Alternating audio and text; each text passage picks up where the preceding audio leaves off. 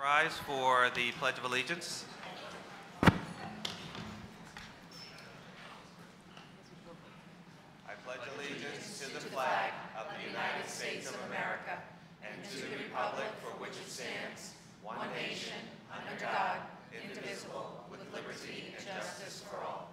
Please remain standing for a moment of silence for our men and women in armed forces and all those who in our town have suffered a tragedy or a loss.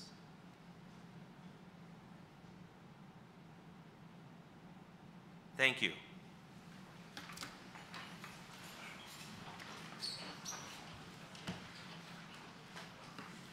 We certainly like to welcome all of you to this wonderful night. The notice requirements of the Open Public Meetings Act of the State of New Jersey have been satisfied by the inclusion of the date, time, and place of this meeting in the notice of regular meetings adopted by this board on January 9th, 2023.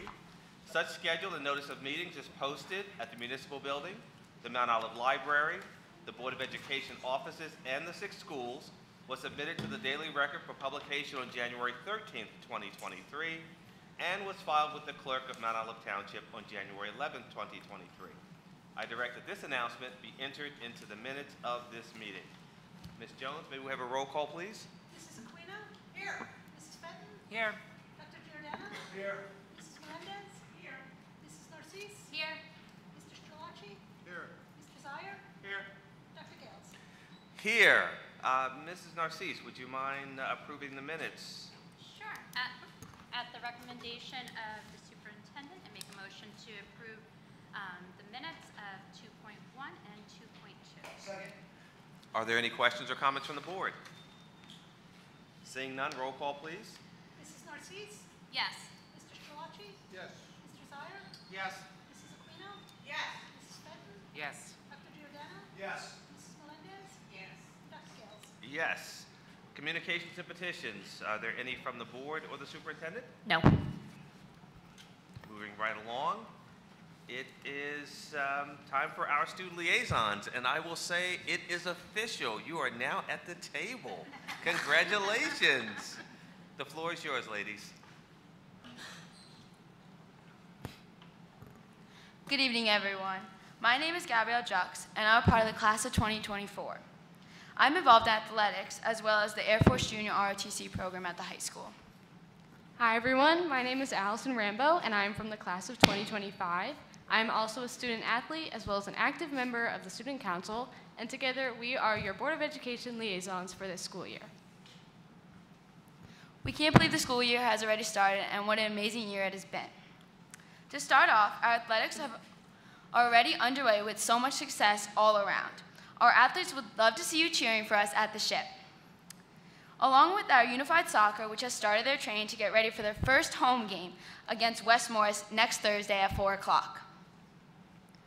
As a reminder to everyone, physical registration for this winter has opened up. The new policy is it must be done by the school's doctor at their facility, or you can get it done by your own personal doctor. On September 1st, 4 individual inductees, as well as 1 team inductee, was honored during the football game halftime show. Our inductees were Eric DeCola, who is a part of the Mount Olive Wrestling 100 Win Club, Coach Bridget Greger, the founder of Women's Lacrosse at Mount Olive, and 3-time Field Hockey Coach of the Year, Michael Kaufhold, New Jersey Section 2 pole vault champion, Jim O'Halloran, Wrestling All-Star Team in 1980, and for our team, it was our 1988 girls softball team, who were the first team from Mount Olive to win the Triple Crown. What an amazing group of Mount Olive alumni we were able to honor that night. The following week, on September 8th, we held our very first Fall Pep Rally of the year, where we played Pride and Spirit games, got to introduce our captains, and introduce our homecoming court.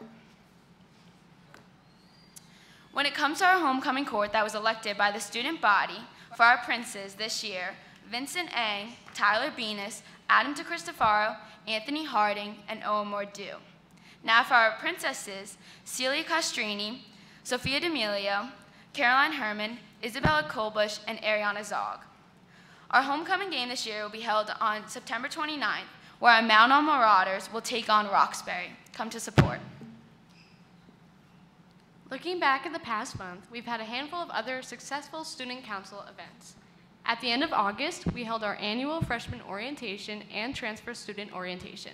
Both had great attendance from incoming students as well as returning students who were looking to volunteer, which allowed both to run very smoothly. The same week, we held a luncheon for student and class council officers to come together and discuss goals for the year. This was very beneficial as we were really trying to push for the connection between class and student council this school year. The seniors held their annual senior sunrise, which also had great turnout and really helped to kick off the year for their class. Just last week, we held a 2-day club fair in the Aux Gym, giving students the opportunity to explore their options for extracurriculars. Thursday, the 15th, was for all freshmen, and Friday was for all other grades. Another awesome event to highlight was that the Mount Olive Marching Band had an excellent performance at the halftime show for the Rutgers football game this past weekend. For current business, freshman elections are now underway, and we are looking forward to see our new officers elected. Also, for anyone with freshman or sophomore students, underclassmen pictures will be held on October 2nd this year. For all students, the first of 3 mini college fairs will be held this Wednesday in the Commons. Next week, we have our Student Council Spirit Week, and information for specific Spirit Days are available on the Student Council social media pages. PSAT registration is now taking place from now to September 29th, and all information was sent out to students and their families through real time. In October, we will be providing SAT, PSAT, and ACT school day testing. Last Friday, September 15th, in the afternoon, our Air Force Junior ROTC program held their annual POW MIA, where they walked 24 hours around Turkey Brook in honor of those who have passed away and are still missing. The program has also started a cross-town agreement with Roxbury, where 12 students are signed up and come over every week to participate in the program. If you would like to hear more about the program, next meeting will be our State of Union report from the program. When it comes to getting extra help with schoolwork, there are a number of extra help opportunities offered after school at the high school, from National Honor Society and many more organizations. Last week, Back to School was held throughout the district, and we had a great turnout. Our first Parent Club meeting will be held on October 17th for anyone interested in attending. We have a number of other great events to look forward to in October. In the music department, the Mount Olive High School Music Department Showcase is being held on October 18th in the PAC at 6:30 p.m. The following week, we will be hosting the 20th anniversary of our high school Broadway night on the 26th, with both alumni and current music students performing. Also to look out for, there are 2 Honor Society inductions held in October, the National English Honor Society induction on October 19th, and the National Honor Society induction on the 25th. And of course, we have our annual Safe Trick or Treat run by Key Club held on October 24th this year. Now, it might seem like a little early to talk about, but it'll be here before we know it. This year's Senior Prom is on May 23rd, and then our graduation date is on June 14th. If you have any questions and would like us to include anything to be presented during the next meeting, just please let us know, and we will reach out in order to get that information for next meeting. Thank you, and we hope you all have a great rest of your night.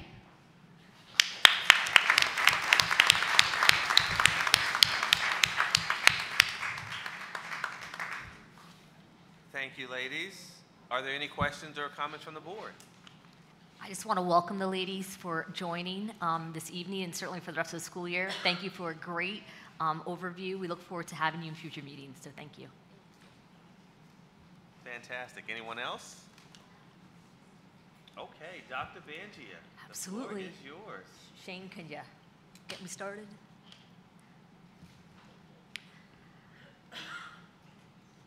So it's nights like this that gets me super excited because we have so much to celebrate in this district. One of the first things I wanted to bring the community attention to is the numerous grant opportunities that the team in this district have worked through for the past couple months. First of all, I would like to thank Mr. Glenn Miller for working to achieve a FEMA grant that had obtained over $400,000 for the district. So thank you, Mr. Miller, for his hard work and dedication.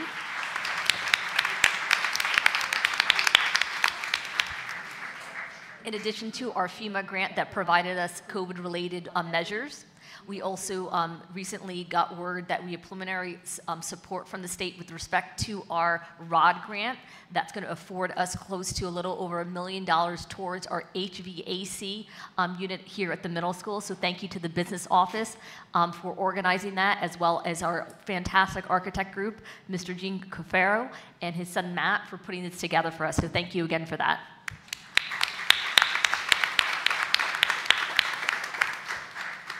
The next two grants are actually very dear to our hearts because, as you can see, they are dealing with mental health and support services for our students. So this is in the gratitude of Ms. Jackie Bello and the Office of Student Support Services and Programming. Through the grant writing of her team and herself, we are now going to be provided additional supports at the high school as well throughout the district, because certainly we recognize the times in which our students are living through, they need help. And we are very grateful to Ms. Bello to securing this necessary support in order to achieve those mental health services, not only at the high school, but throughout the district. And we look forward to these services beginning in the district relatively soon. So thank you, Ms. Bello.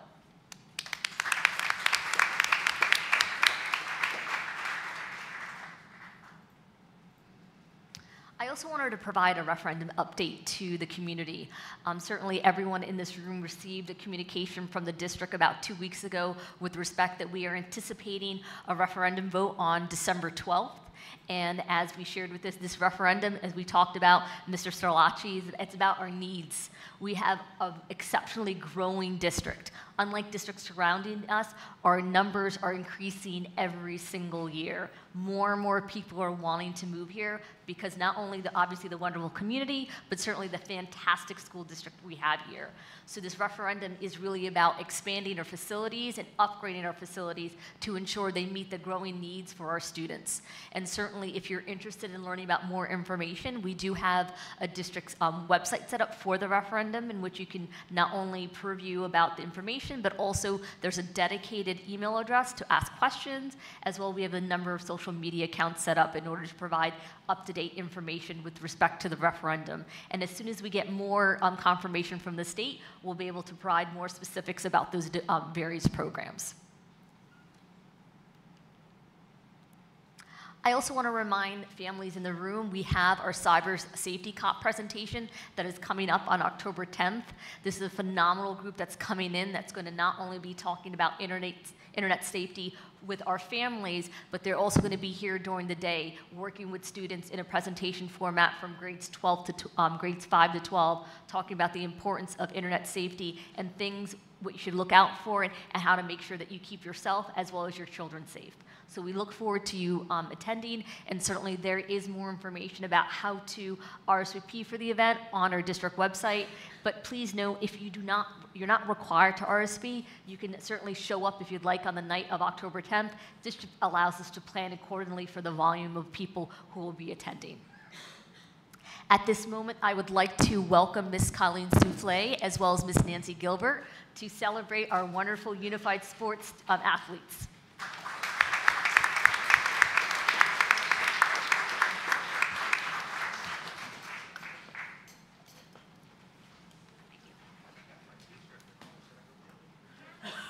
Good evening, everybody, and welcome back to school. I see a lot of smiles out there. Tonight, what we're going to do is we're going to go back in time a little bit. We have had some tremendous success in our unified sports program, so we're going to recognize some of the great accomplishments from the 22-23 school year. Special Olympics offers unified sports for athletes with and without intellectual or developmental disabilities.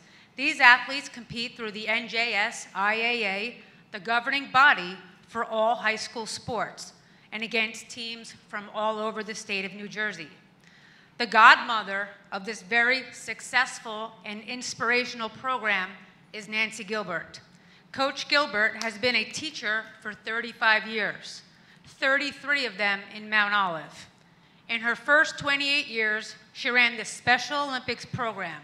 She then decided to level up and pioneered Mount Olive's unified sports programs with Coach Malfetto. With a full heart and a passion for promoting inclusion for all, Coach Gilbert has tripled the program size, allowing more opportunities for student athletes, her players, and her teams. They have won a tremendous amount of accolades, but more importantly, they have had a tremendous amount of amazing memories. Last year, our unified program won 2 state championships, one in basketball and one in track and field. A huge thank you to Coach Gilbert as she comes up to present our Mount Olive Marauder student athletes.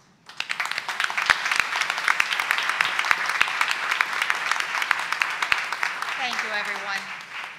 Parents, thank you very much for giving me all these years of your students and your athletes.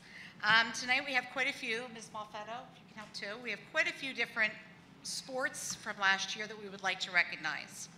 The first was that we won the 3rd place in the Unified Cup Soccer Championship Group B. So those athletes, and this is a unified, so it's students with and without intellectual disabilities. So we have Amar Mushaba, Vishal Swaminathan.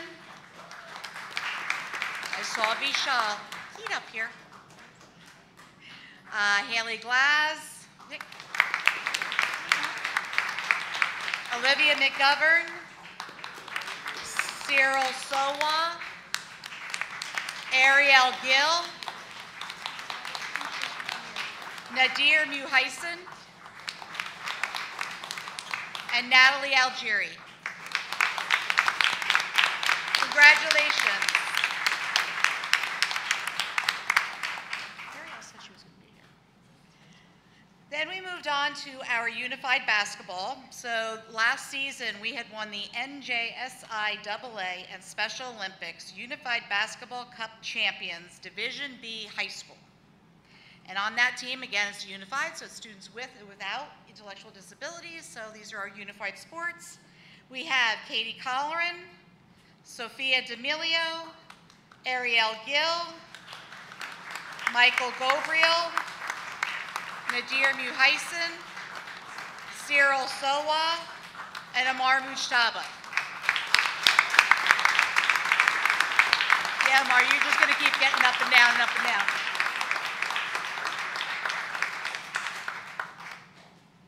A lot of my athletes told me it was raining tonight, so they weren't coming out. Just saying. So, in conjunction with the Unified Sports comes under the umbrella of Special Olympics New Jersey, Special Olympics North America.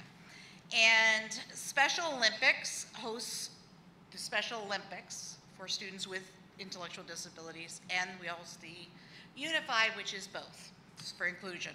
So our bowling team practices from September all the way through to spring, right up until track and field. It's a community sport, but they participate in it. We participate in 3 different competitions. So the first competition is the Area 3, where we compete with Morris, Sussex, and Warren counties. If you get a gold or silver, you move on to the next level. So in that, we have Mariah Johnson, first place. Maddie Mistowski, first place. Vishal Swaminathan, second place. Landon Taylor, first place. And Maddie, you might as well stay over there.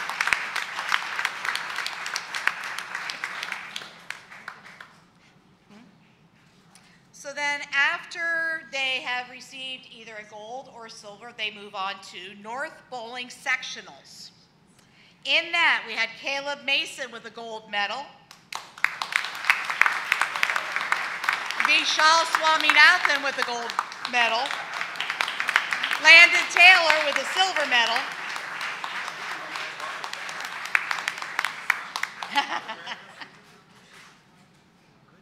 And then you two might as well hang up here. So If they got a gold or silver in the sectionals, then we went to summer games. And sometimes too, like every other year, they will go on to nationals. This past year, we only went to summer games. And in that, we had 3 gold medalists. Landon Taylor, Vishal Swaminathan, and Caleb Mason. Now you can.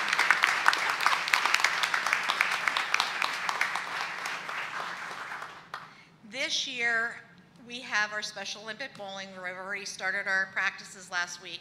But this year, we're also going to, again, build in something else. In the winter sports, we usually just have basketball. This year, we're going to be having unified bowling also. So we'll have both of those going on at the same time. But that's going to make our athletes have to choose between bowling or basketball this year. So they're not going to be happy. But so the next was the Unified Track and Field Spring 2023. We won the NJSIAA Special Olympics Unified Spring Track Group B State Champions. First time. Awesome. Our Olympians were Nadir Muhaisen, Michael Gobriel, Ryan Whitaker, Brandon Chapman, with his medals on, Amar Mushaba, and Vishal Swaminathan.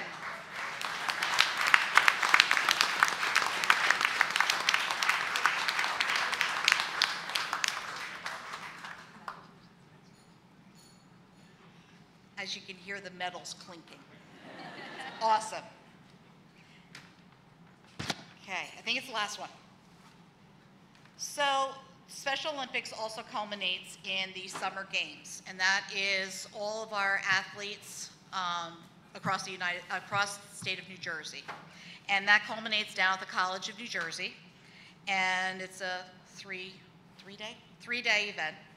And this year we had quite a few people, and we brought back lots of bling again. They are individual competitions, so our winners were down there that competed in this was Alex Gunia. I saw ya.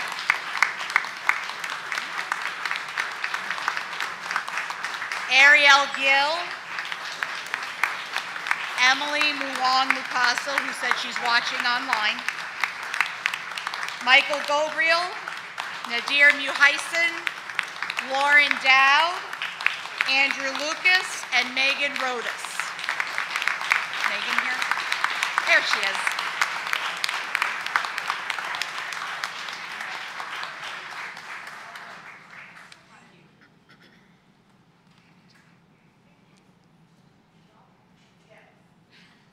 Megan with her boot. I'd like to thank administration, parents, the community for all the support that you've given us to grow from a small group of 3 that I had back in 1997 to so many now that Coach Soufflé tells me I have too many basketball people, but I can't say no. So I'd just like to thank you. It's my heart, my dream, my love. So thank you for allowing us to do this.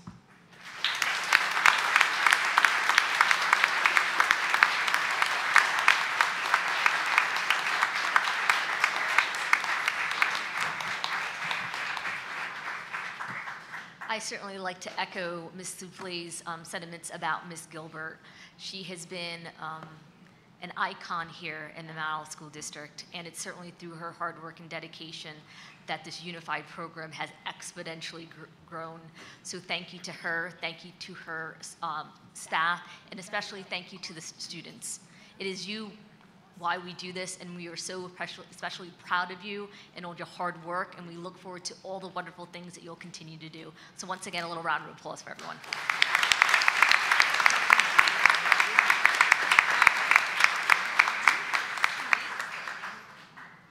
And we keep on celebrating tonight. Another wonderful thing about our district is we attract the very best. So right now, I'm going to be inviting up our principals throughout the district to introduce our new certified staff members to showcase what a phenomenal new group of people that we have welcomed this current school year. So first of all, I would like to welcome Ms. Nicole Musera. She's going to be introducing her staff at Chester M. Stevens. I was going to say middle school, but that's not. That's elementary school. I'm going way back in my mind. So Ms. Musera, why don't you come up?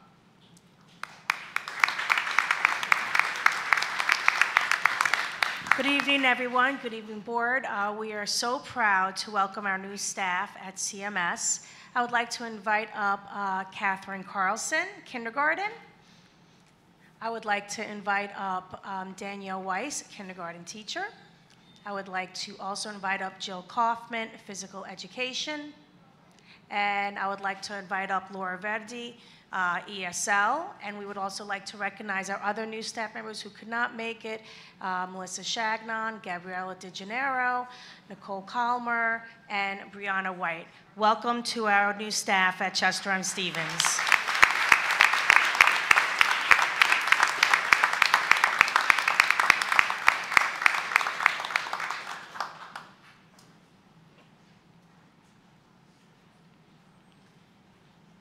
At this time, I would like to invite Ms. Melissa Kalinsky, who's going to be sharing her Mountain View staff. Thank you, Dr. Banja. Thank you, Dr. Gales and the Board of Education for allowing us here this evening. Can I have my Mountain View new folks come on up?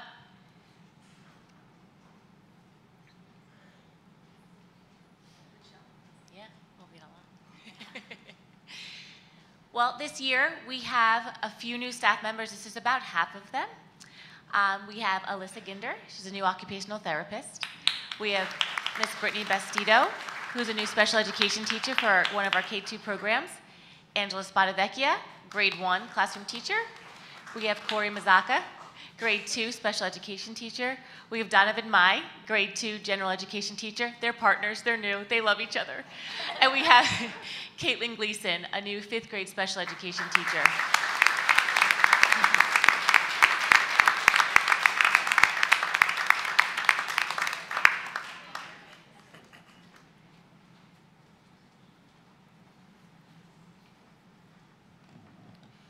See how many staff members we have? Maybe the referendum is kind of needed. I'm just saying. That's it. Next up is our Sand Shore staff, welcomed by their principal, Miss Jennifer Curry. Thank you, everyone. I know you're back there, so come on up.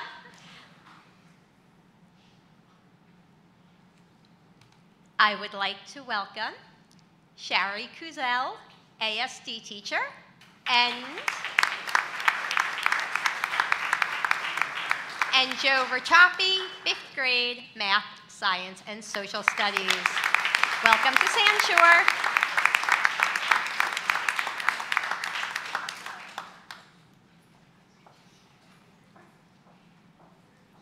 And our last elementary school, Tins Road Elementary, and we're welcoming by Mark Rillo, our principal.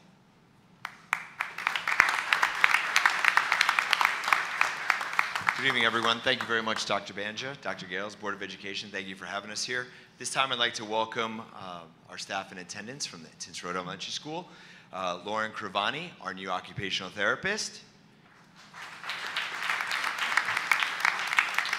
Miss Gianna DeCuba, our learning disabilities teaching consultant. Miss Julia Dorzicki, our new 4th grade teacher. And Mrs. Jacqueline Wilk, our new 1st grade teacher.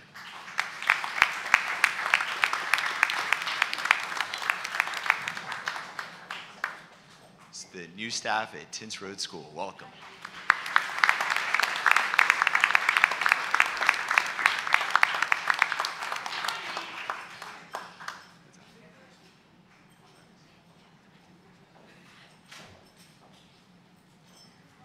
Next, I'm going to welcome Mr. James Kramer, who's going to be introducing our Mount Olive Middle School staff.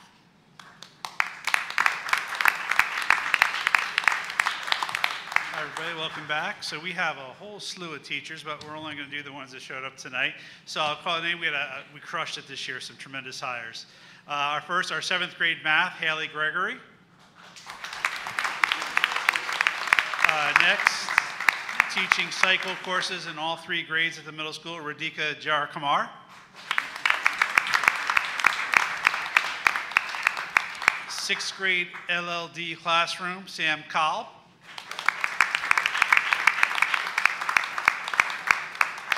6th grade in-class support, math and science, and special ed, Jessica O'Callahan.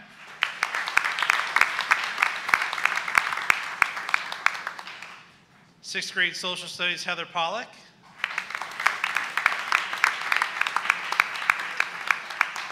Our ESL teacher, Robin Prebor.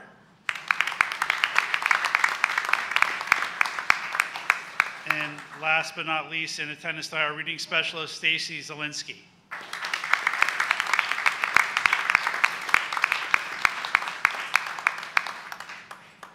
I'm going to add as Stacy walks up. If you're looking for role models, I can tell you right now that what you just saw with Nancy Gilbert and Mrs. Malfetto, you want to impact kids, you want to reach students.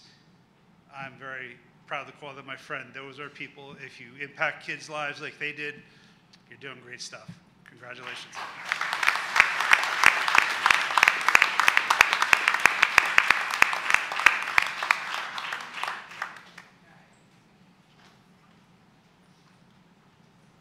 And rounding us off is our high school with Mr. Kevin Stansberry.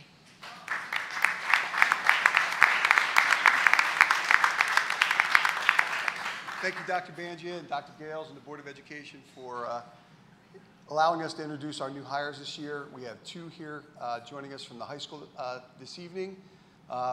Ms. Victoria Andrews, come on up. Working with our ELA department and a former graduate of Mount Olive High School, I might add.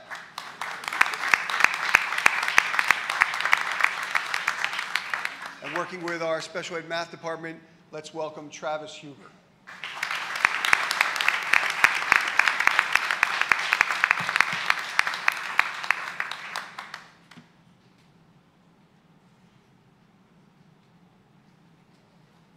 Thank you and welcome to the Mount Olive High School.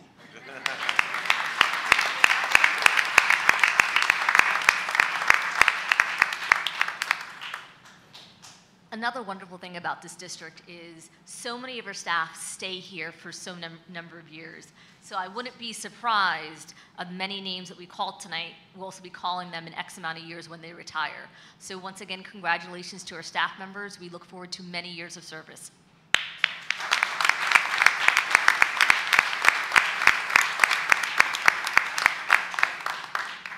And the party keeps going on. Now I would like to welcome Mr. Chris Jensen as well as Mr. Kevin Stansberry. They're going to be highlighting our fantastic AP achievement of our high school students this past school year.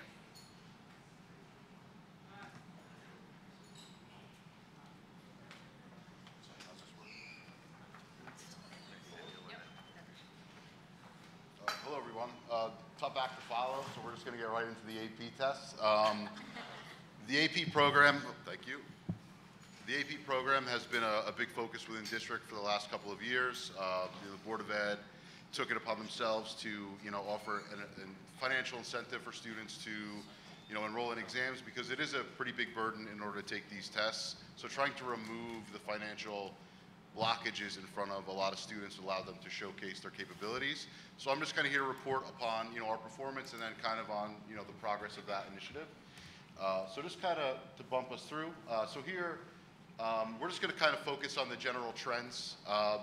But in terms of the left, in terms of performance on our enrollment, you'll notice that, we're kind of going to go back 5 years, but we're seeing a pretty steady increase with a kind of little bit of dip during COVID, which was to be expected. And we've actually, we're almost up, 300 or 400 exams over what we did 5 years ago. And the one thing that I thought was kind of interesting was, again, we see a performance on the right with the, we saw a little bit of a dip during COVID, but we're reclaiming that territory. And for me, it's a pretty incredible feat that we've added this many number of tests, and our performance has stayed very close to where it was. So, we're trying to make this as accessible as possible for as many students as we can. And as a result, we're seeing increasing in performance, and a lot more students are pushing themselves, beyond where they themselves thought they were capable. Just some more in terms of participation. The one thing I wanted to note on the right is that we're comparing the total number of AP class seats compared to the number of exams given. Now, students are not required to take the AP test when they are in the course, but we would like to see as many students as possible take the exam to challenge themselves. If you notice how the lines are pretty similar between the 2018 to 2020, and then we saw that big divide during COVID, that was kind of the one year where that was probably our toughest year. And then after that, we're noticing that the line they're reconvening. So we're starting to bring it back to where we were previously, and the trends are continuing to grow. And as enrollment grows, this is going to get more and more, advantageous for our district. Top 5 programs, so when we compared state average in terms of pass rate, our top 5 programs this year were biology, chemistry, physics 1, microeconomics, and music theory. Music theory had 100% pass rate, and I think biology had our record number of 5s that we've ever had, in the career Mount Olive.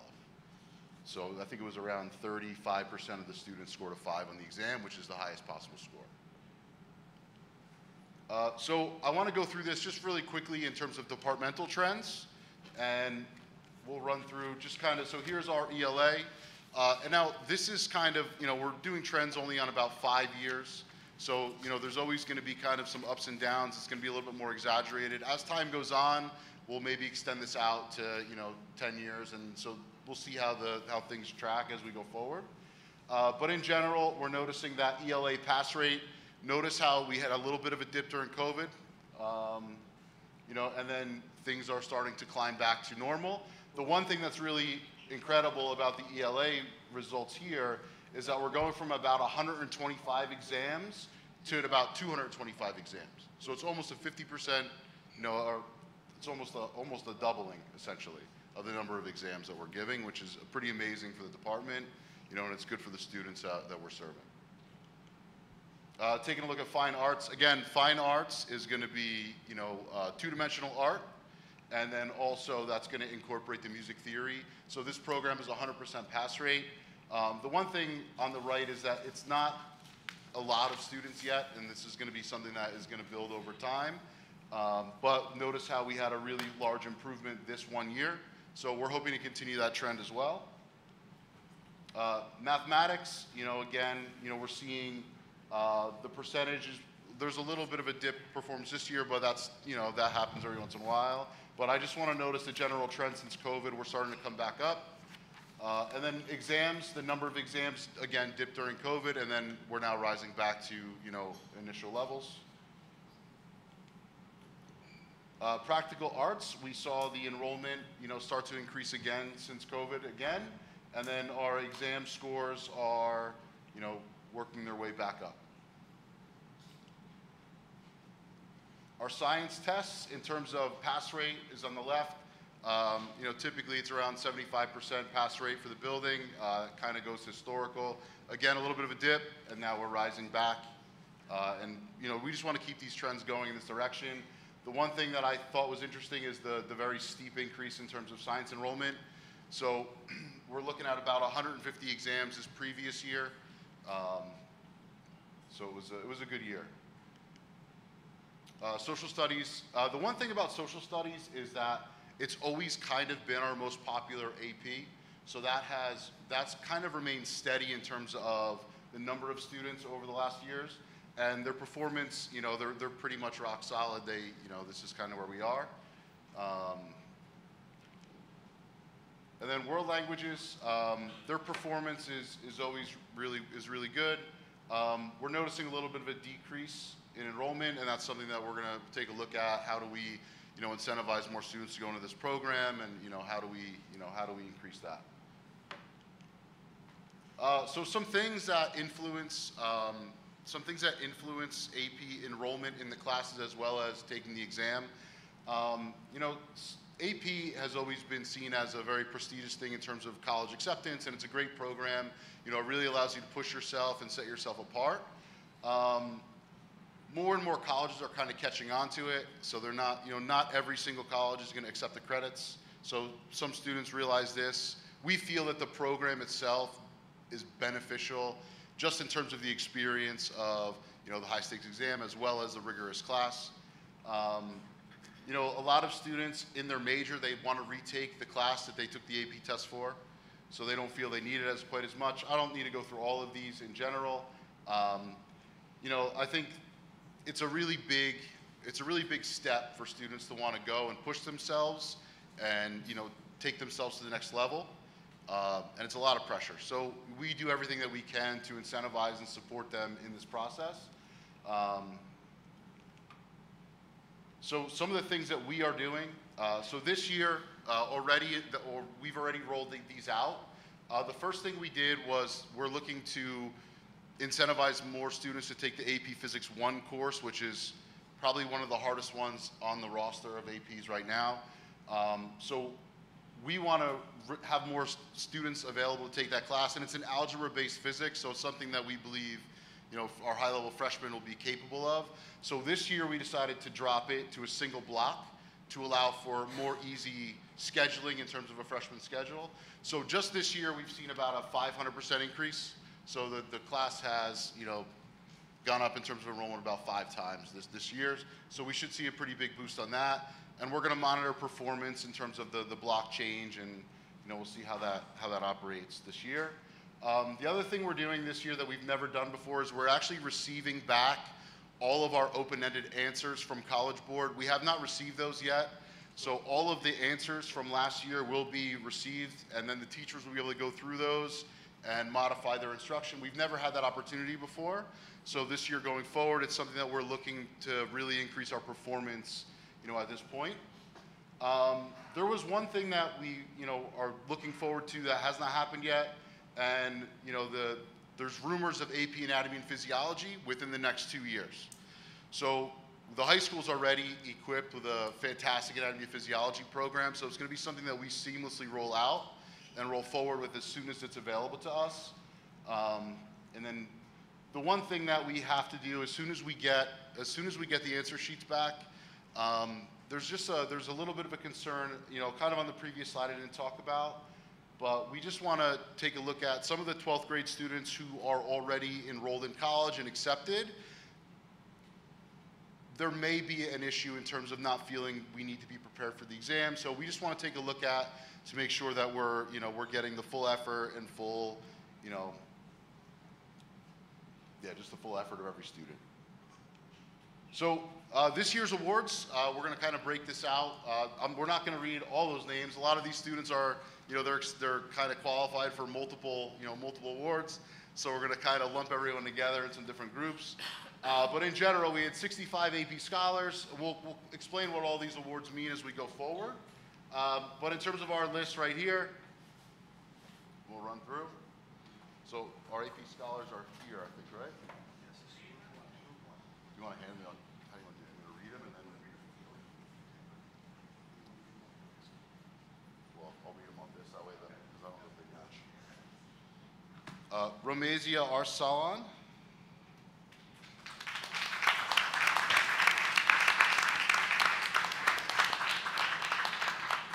Should I just keep going?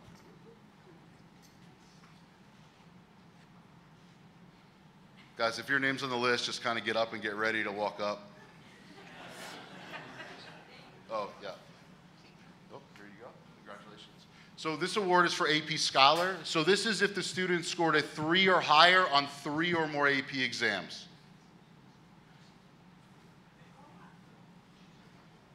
Mansavi Chugalar Moody.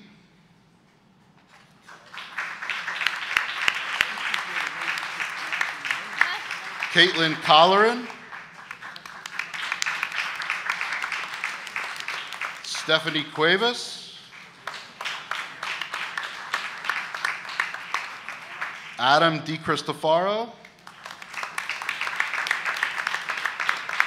Cooper Henderson. Jason Kim. Niare Lakukila.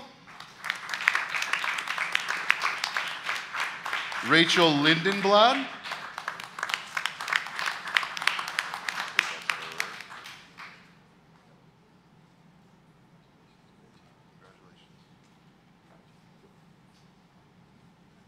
Erin McLaughlin.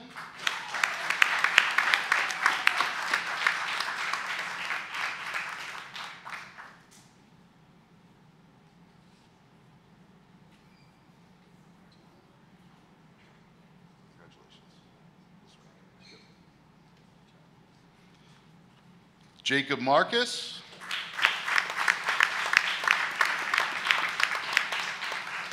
Isha Mishra. Michael Panny.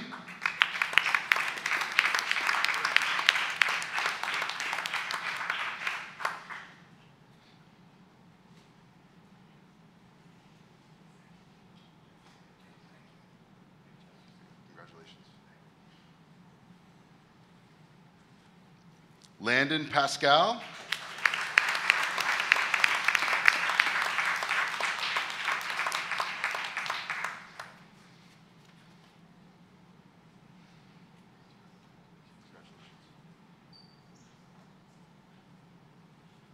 Adita Patnack.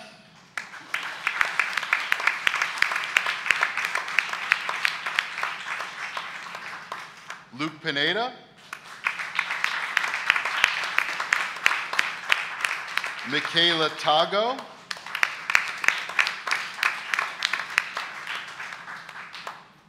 Laurie Thomas.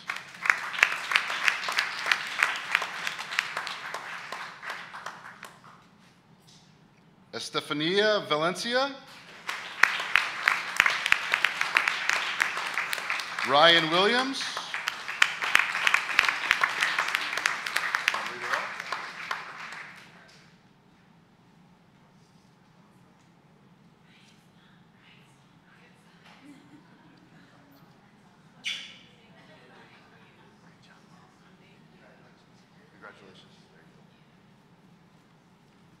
Isabella Zire.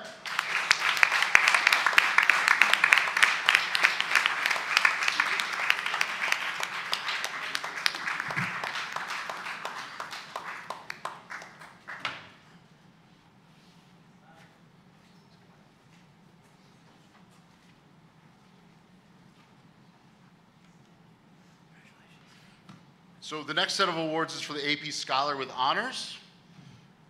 So this is a student who scored an average of a 3.25 on the exams and a 3 or higher on 4 or more exams. It's a lot of exams.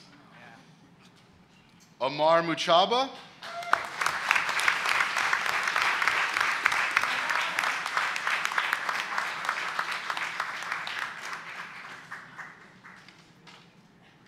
Congratulations.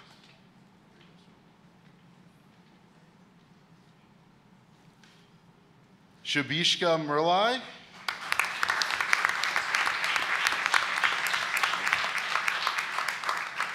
Jillian Penzak. Rishan Padota.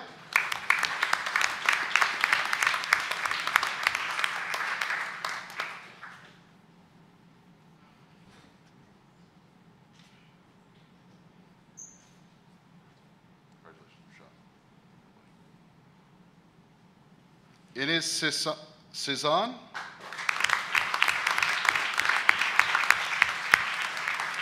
Zainab Vora.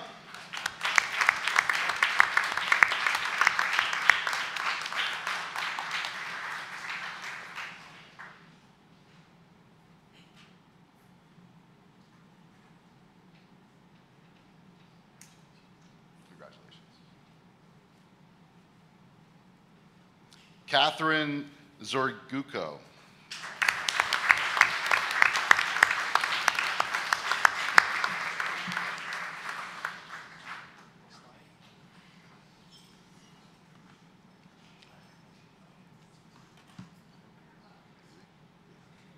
Our next award is for AP Scholars with Distinction. So this is with an average of a 3.5 on all exams and a score of a 3 or higher on 5 or more exams. First one, Vincent Ang.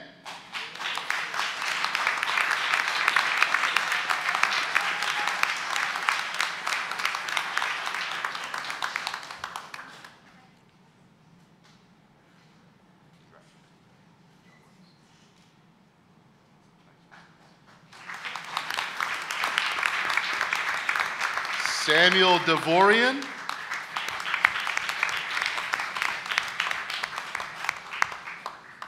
Elizabeth Donovan.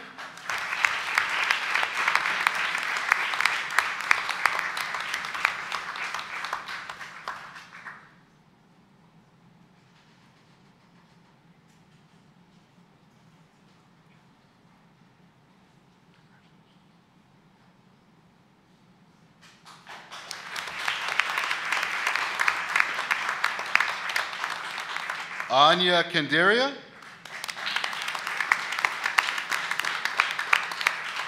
Jonathan Liu. Dylan Malav. Jaden Wen. Veronica Pankowski. Natasha Redman.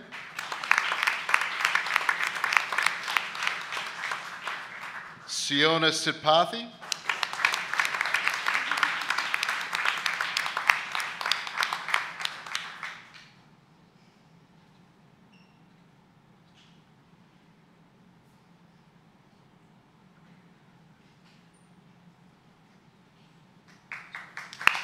And Rachel Watkins.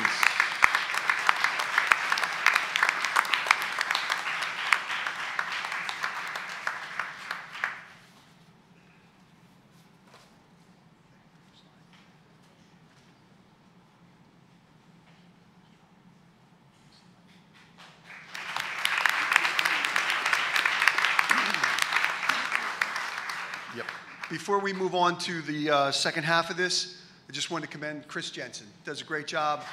AP coordinator, plus he's also the department chair for science. The way the College Board has structured this is a full year position because we're going to start registering for AP exams in October for next May. So it's a big task and a big reason why our numbers are increasing, of course, with the incentive from the board, but the work that Chris has put into this.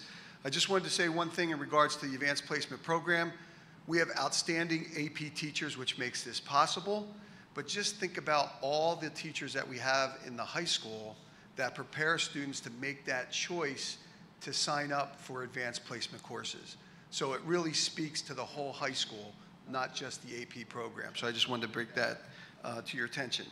So the AP Seminar Research Certificate granted to students who earn scores of 3 or higher in AP Seminar and AP Research, Anina Daniel.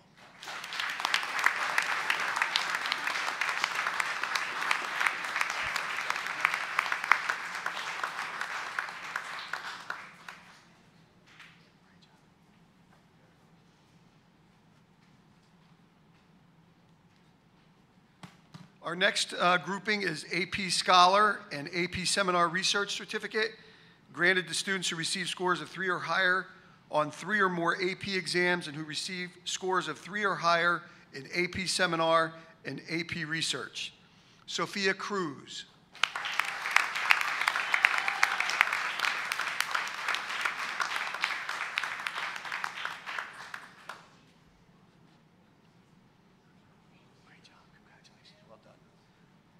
Christian Dobik. Nope. Ricky Gramberg. Victoria Gramberg. Kate Halleck.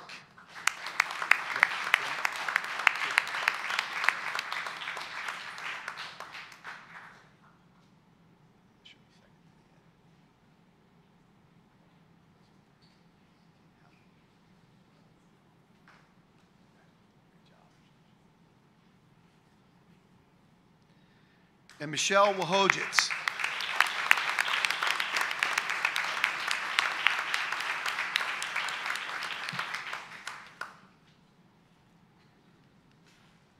The next cluster, AP Scholar with Honor and AP Seminar and Research Certificate.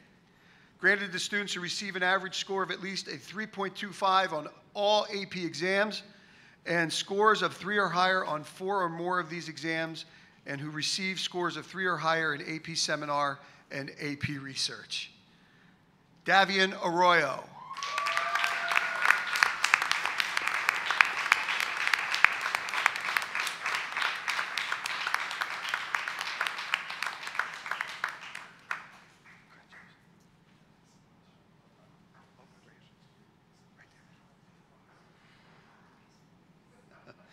Caroline Herman.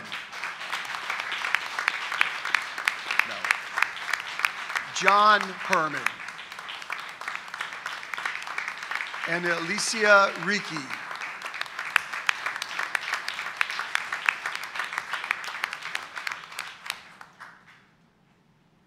AP Scholar with Distinction and AP Seminar and Research Certificate. Granted to students who receive an average score of at least 3.5 on all AP exams taken and scores of 3 or higher on 5 or more exams, who receive scores of 3 or higher in AP Seminar and AP Research. Owen Murdu.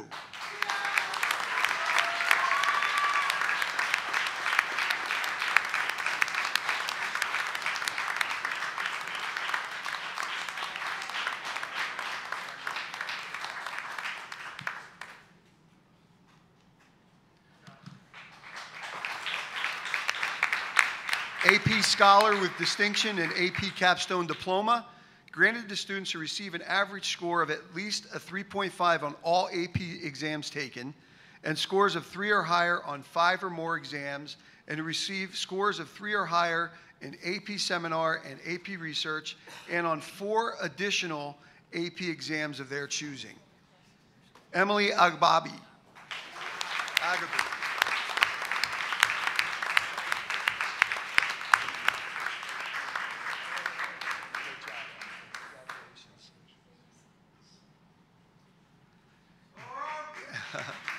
Jenna Alessandrini.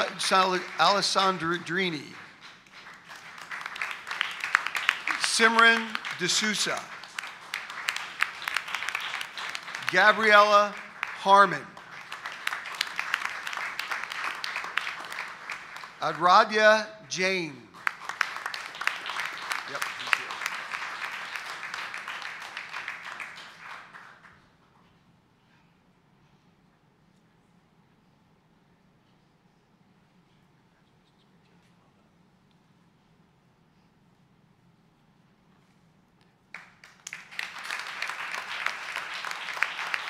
Isabella Colbez. Saket Kilcarney. Isabella Larty. Mohammed Mahmood.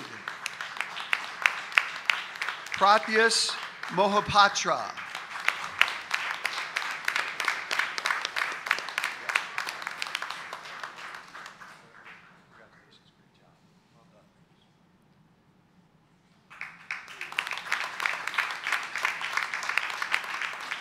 Sastan Rathor.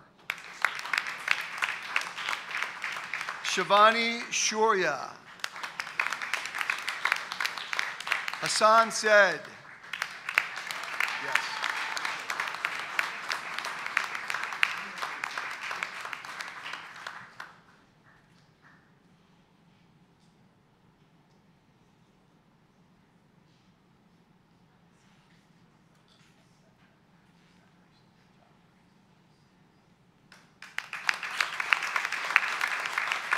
Rashawn Taylor.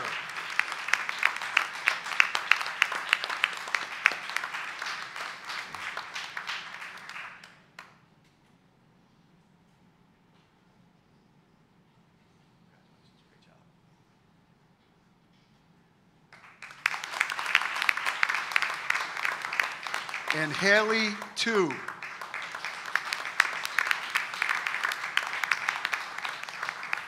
How about another round of applause for all of our AP scholars this evening?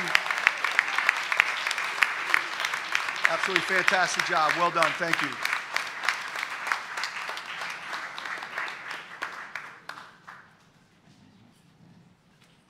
What's so remarkable is certainly our district has something for everyone, and that's what makes us so unique. That our district provides for the achievement and success and also enjoyment of all students across the spectrum. So certainly thank you to all the students, thank you to all the families for coming out tonight. We thank you for sending them to us in the school, and we welcome them every day. So at this moment, if I know it's getting late, if for those who would like to take this moment to step out, we'll give you a moment to do that. Thank you.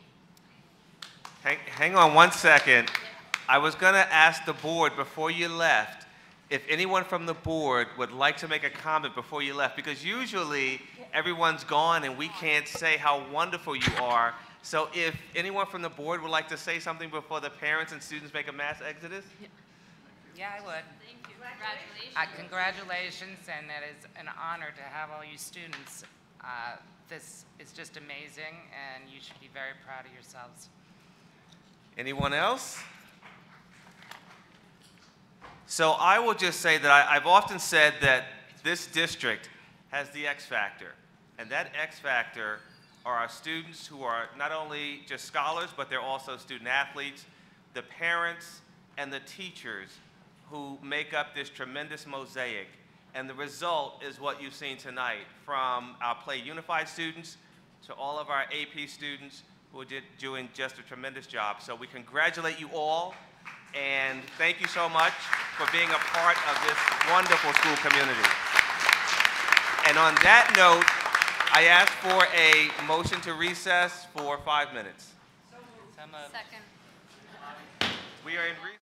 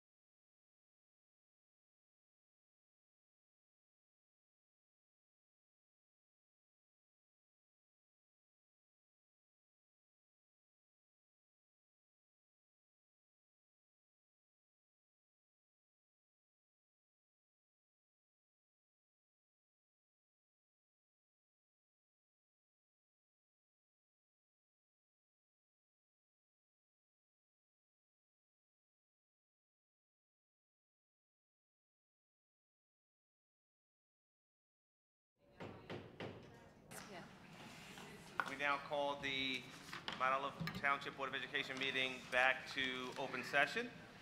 Ms. Jones, can we have a roll call, please? Mrs. Aquino? Here. Mrs. Fenton? Here. Dr. Giordano? Here. Mrs. Melendez? Here. Mrs. Narcisse? Here. Mr. Chalachi? Here. Mr. Zire? Here. Dr. Gales? Here. Personnel Committee report. Ms. Aquino, would you like to do the honors? Sure. My team has got it. The Personnel Committee met on Monday, September 11th at 5:30, and in attendance was Dr. Gales, myself, Dr. Bangia, Dr. Kreider, Ms. Huffman, and Ms. Stasiak for the first 15 minutes. They reported out. Ms. Huffman and Ms. Stasiak explained the difficulty with recruiting and maintaining aides.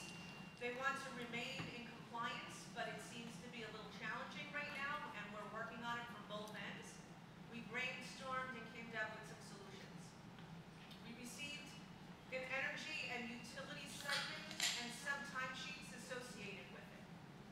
Next, Dr. Kreider explained that part of her pursuit to establish a pipeline of qualified certificated staff through the Archway project, she'll be receiving a small stipend from Ramapo College. And to avoid any issues, she will work overtime in her current position for each hour spent on this project. Dr. Bangia asked for stipends for our ROTC advisors so we can remain competitive with our counterparts, and we stress the importance of getting hours approved prior to work being performed. It's challenging, but we're making strides. Are there any questions or comments from the board? Okay, moving right along. Curriculum and technology, you're up again. Our committee met on Tuesday, September 12th. And the CET committee were present was myself, Dr. Giordano, Ms. Melendez, Mr. Jensen, Mr. Reska, Mrs. McQueenie, Mrs. Margosiak, Mr. Lucid, Dr. Bangia, and Mr. Robinson. I gotta make this a little bigger, just wait. The following topics were shared with the committee.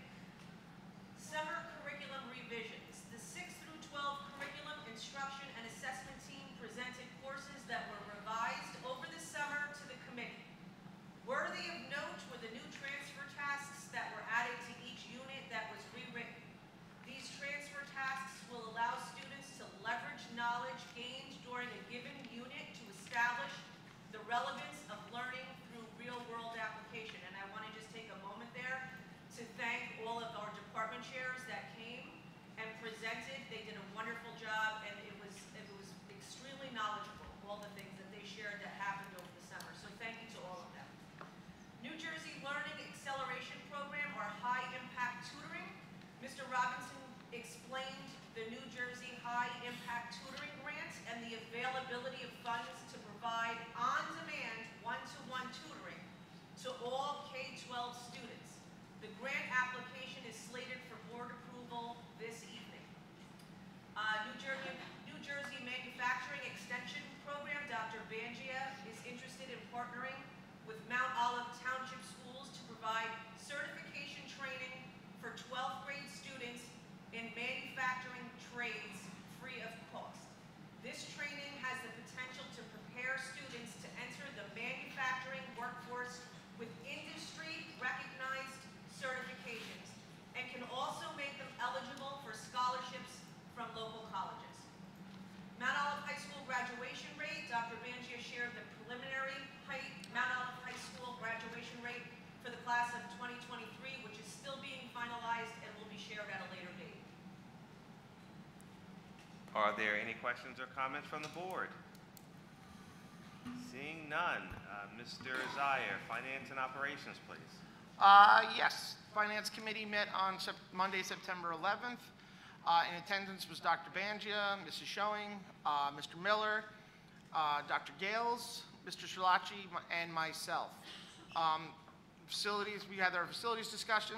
We are looking for these stage and lighting upgrades and replacements in, I believe, both the high school and the middle school, looking to make sure that we address any needs and have a plan, like a 5-year plan looking forward to ensure that we kind of head in the right direction and everything is cohesive. We discussed the pack boilers. We discussed the beautiful gym floor that was brought in, and I do appreciate that there are blocks at the bottom of the key. We are going to have broken bleacher sets addressed. We talked about the Tins Road outdoor classroom. We talked about the mom's greenhouse. We also talked about the bees swarming at schools and how we're addressing that. We talked about the film crew for the referendum, the attendance for the AC project, and the B15 renovation project for the school, the classroom. I also wanted to kind of give, as Dr. Bangia talked about it, kudos to our facilities team, headed up by Glenn Miller, on the bringing $400,000 to the district. It was a long, arduous process, a lot of red tape, and we all appreciate that effort. The security update, 29 summons were issued, 158 cases were heard by the court, and all were found guilty. That 158 is a large number, but this is just due to the backlog, and those cases kind of get pushed out. Bark alerts were addressed. I believe there was 22. They also provide the discovery for those summonses for passing school buses as we continue to make full efforts to address the safety of our students. In that mode, we talk about the security and fire drills at the school sites. The school building site assessments were completed and submitted to the state. The BTAM reports, the MOTSD security incident reports, and our security team assisted in confidential investigations for the district-wide. We quickly talked about the district-wide radio project as it continues to move forward, and we discussed the residents' hearings that is becoming common throughout our district. For transportation, we talked about the implementation of buckle-up safety lessons with all kindergarten students. Since August 15, 2023, the Transportation Department has received 250 new student registrations, and we're addressing the needs of our growing community. Drivers and aides were provided their mandatory training, reviewed the handbooks, and completed their dry runs and bus prep, and then 98% of the district students were successfully transported during the first week of school. So, kudos. Discussion items, we discussed the student lunch account balances. We talked about changes that have been made to ensure that this process moves smoothly throughout the new school year. We also talked about procedures for purchase orders. We have a current process for the Finance Committee to review all purchase orders over the threshold of $6,600. It looks like we're going to continue to move with the same processes, but amend it to ensure expedition. We also talked about the request for proposals for RFPs. Mrs. Schoening provided the committee with a list of professional services that we may be putting up for RFP in the near future. And then they have all the action items that are on the agenda for today. Thank you. Are there any questions or comments from the board? Okay, seeing none, moving right along. Policy and governance, Mrs. Fenn. We did not meet. Okay. Board, subcommittee, and Parent-Teacher Association liaison reports. If we have any members from the community, from the PTOs, PTAs, SCA, who would like to come up, or board members who went to any of the meetings, the microphone is open to you now.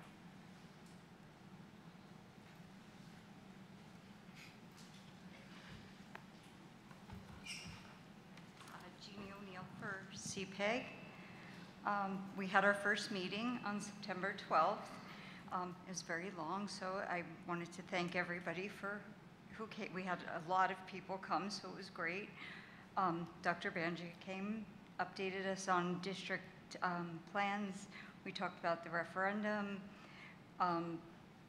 talked some about the planning of our Mount Olive Cares Fair that we're planning, the post-secondary resource fair that we're planning. Deb and Sharon for special services came. We talked about a lot of professional development going on. In elementary, there's some new rooms that have been updated,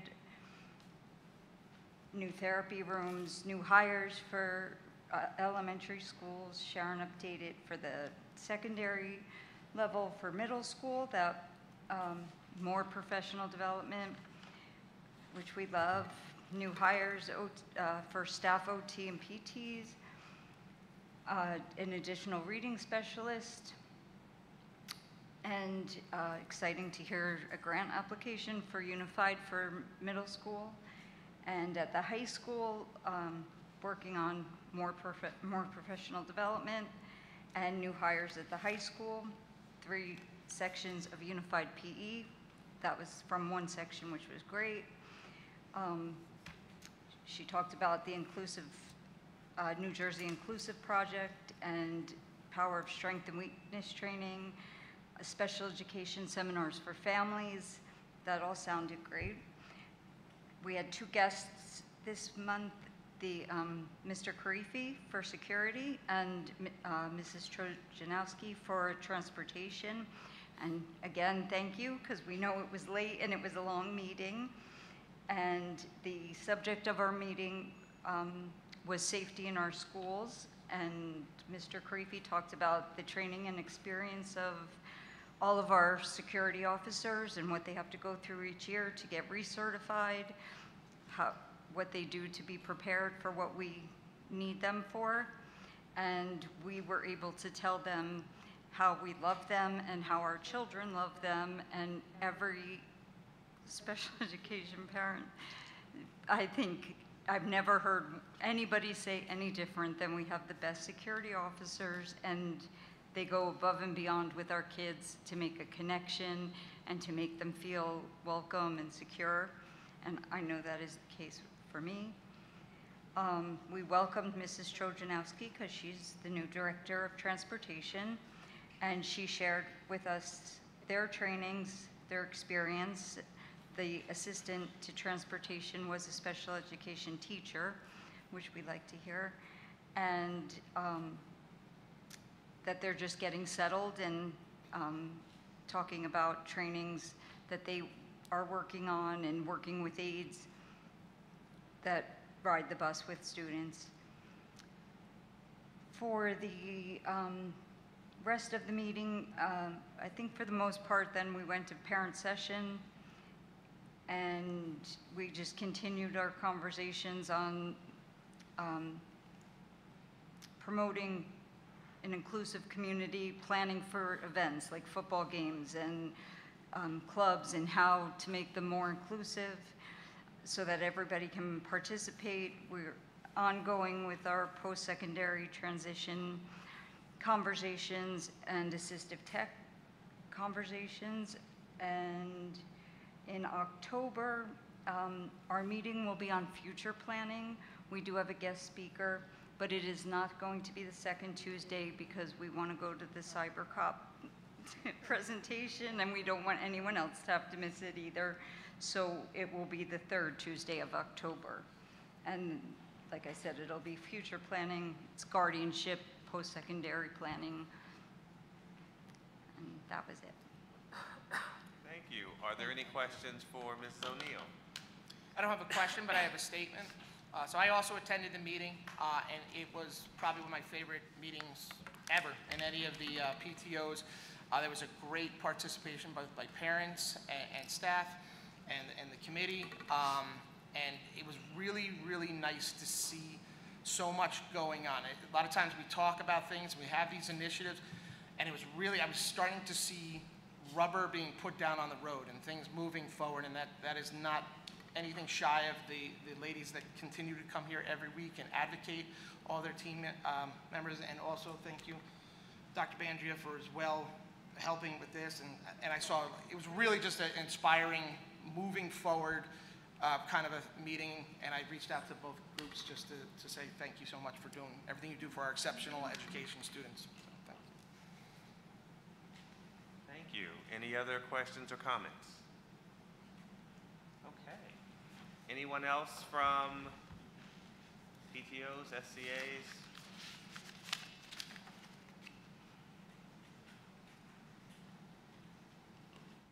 Hello, I'm Kelly Huff. I'm the president for the middle school PTO, and I'm Edward Drew, the secretary for the middle school PTO. Who we're really excited to have this year. I'm so sorry, I have to put my glasses on for this. I put my notes on my phone. So we're really excited to be back for this school year. We haven't had our first meeting yet. It's coming up on October 11th. But we've been doing a lot of planning, a lot of talking this summer. We had a zombie run at the end of last school year, so we are really happy to say that we raised $14,000. It was the largest fundraiser in the middle school in a very long time. We have a Tricky Tray coming up on October 14th, which we're super excited about. Again, we've been working all summer on this, getting a lot of donations. We have some volunteers. The information's on our Facebook page. Get a table. We're really excited. We have, let's see here, sorry, I just want to make sure I have it. We're going to have a special Mount Olive only section that's for the students in middle and high school, kind of. We're going to have Spiritware, Principal for a Day. Sodexo, who does our food, donated a private pizza party for a child of either middle school or high school and 5 of their friends. So that's kind of cool. We're going to be giving away, what did I say, Spiritware. Hold on, sorry. Just want to make sure I have all my notes here. Free yearbooks. We're going to do a free 8th grade photo package, lawn signs. So basically anything that pertains to our school, we're going to try and give away as well. And that being said, we're hoping to do very well, raise some more funds. With the zombie run and what we're hoping to make from the Tricky Tray, we have turned this around. We have booked 3 different programs for our students this year. We're doing a Halloween laser light show in October. We have a BMX bike show in April, and they are going to, the show not only is a stunt show, but it also has to do with anti-bullying, kindness, and all that, so they kind of do that. We're having an obstacle course carnival at the end of the year to make it really fun for the kids. We're planning a really great teacher appreciation week this year. School gifts, we're working on with Mr. Kramer. We're gonna see what he wants. We're doing mini teachers grants, $1,000 each, 1 per trimester. We have a Wizards game coming up in the spring, which Tara over here is running.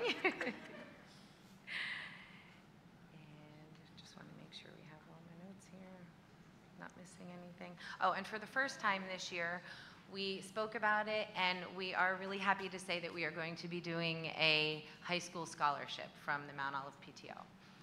So I think that's it right now. Did I miss anything? Okay. I have a question. Thank you very much. Are there any questions or comments from the board? I just want to know what a zombie run is. Oh, it was so much fun. All the kids, well, some of the kids were zombies. Some of the kids, so it was basically like a run, like they used to do the wolf run, except we know that had some problems. So we worked with the gym teachers. We did it, it was just on the middle school property, so we didn't have to go off property. We had some of the teachers that were hiding on like rooftops and in bushes, and they would jump out and try and get the kids' flags. And they had a whole course mapped out, and then at the end we had popsicles and everything for them. So it was really cool. But any of the kids who participated, we treated it as if like they were sponsored, by family. Like you're gonna run, you get sponsored. So that's how we did so well on our fundraiser. Yeah, but the kids were really, I think they were more excited to be zombies than running. We had a bigger turnout for that. That's awesome, thank you. Yeah, no problem. Thank you. Anybody else? No one else. Thank you very much. Thank you. And we are looking for any Board of Ed volunteers who want to call some numbers at our Tricky Tray. I'm just putting that out there. Dr. Banji, I already signed you up. No problem. I'll be there. Mrs. Aquino, you too. All right. I'm not athletically. Ms. Huff, if I do it, you got to do it. All right? Mr. Drew here. Thank you. Thank you very much. Thank you. Thank you. Are there any board members who went to any school PTOs, PTAs, SCAs? Okay. Board President's report. The only thing that I wanted to mention to the board and I guess the public is that Dr. Banji and I, it was about, a week ago? Week and a half now, I think. Yeah, we were invited to the Morris Chase community to talk about some of the things that the Mount Olive School District and Mount Olive High School are doing regarding equity and inclusion, considering that our diverse population is growing. So we met with members of the Homeowners Association, and they also had the town BA there to also talk about what the township is doing. And it was really an opportunity to share the work that's taking place throughout the district, and we shared some different documents with them that they could use. We shared the DARE tool that, for those of you who are familiar with the Equity Task Force, we started out using the DARE tool, which is Districts Advancing Racial Equity. I shared that with them, as well as another document called an Anti-Bias Vision for the Next Generation. And it was really great to share what we're doing on that front. Does anybody have any questions for me about that? Okay. Public comments. Members of the community may comment on any action item prior to the board discussion. Please state your name and address for the record. All comments must be respectfully presented. Abusive or obscene comments will not be accepted. We are having public comments on action items and action items only.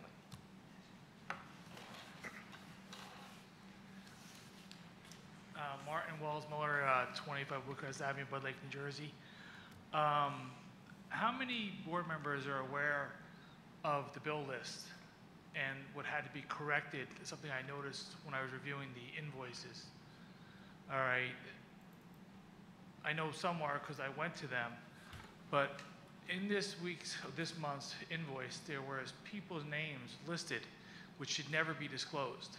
And thank God they are now crossed out on the updated version. But the question is, has that happened in the past? We need to make sure that we keep certain matters private when it comes to parents and children matters. That was on the agenda, and I checked it again today, and it's now been X'd out. But stuff like that we can't have happen in the future. That document was out there since Friday, and what I'm going to ask the board to do is to please email each one parent that could have been affected and send an apology. Okay, I think it's fair that they should get an apology for what was put into an agenda item that should have been kept private. I'm pretty sure our legal counsel would have mentioned in some fashion, hopefully, that it should have been kept private, some of these matters. But going forward, if anything has to involve a child, it should be hidden by a code. No parent's name or child's name should be disclosed on the invoices or the bill pay list going forward. And I also want you to also look back in the past. This may not be the first time this has happened. I'm pretty sure it hasn't. It's just that I happen to notice some names in there that I knew shouldn't be in there. And we probably need to go back from the past bill list that you guys have submitted out there to the public and redact those families' names as well. Because the families and parents are due to privacy, just like other people would want. I'd like to see that addressed. Also, in regard to last Board of Ed meeting, I asked about, in regards to the counting of the legal fees and getting totals and what things are spent on. Dr. Banerjee said you work on getting that. Do we have any update on that? No, not yet. All right, because I went through looking at all the past agendas and action items, and it seems like there was almost $500,000 of spending. And I think the taxpayers of Mount Olive deserve a proper listing of how the money was spent, where it was spent, because the only one who's getting enriched here is the attorney. You know, those legal fees could have paid for 2 scoreboards by now, okay? And then in regards to the RFPs, I just want to confirm that the law firm is going to be on the RFP list. We'll get back to you on that. Okay. Well, I'd like it to be made public to the public, so the public knows, not just for me, but for everyone. So when we go out for RFP, we will make it public to the public. All right, so can you also give us a list of the companies you're not going out for RFP for, plus the ones that you are? It'd be nice if we had a full listing of every contract that we have, ones that we are going out for RFP, the ones we're not. So you put the ones that you're not on a calendar schedule to be addressed, if not this year, for next year. Because if you don't start putting this in writing, it's never going to happen. So what I'm asking the board to do going forward is to please put a listing of what's going out for contract this year and what's not, and put it on a calendar rotation basis.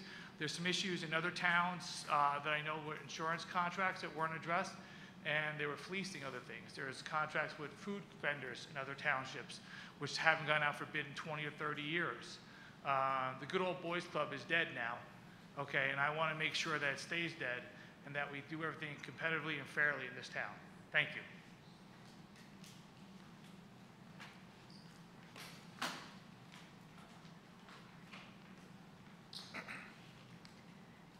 Karen Fumero, 133 Flanders Drakestown Road. I'm prefacing this by saying that I think Kevin Moore is extraordinary, and I did have the opportunity to work with him a little bit before he left the high school last year.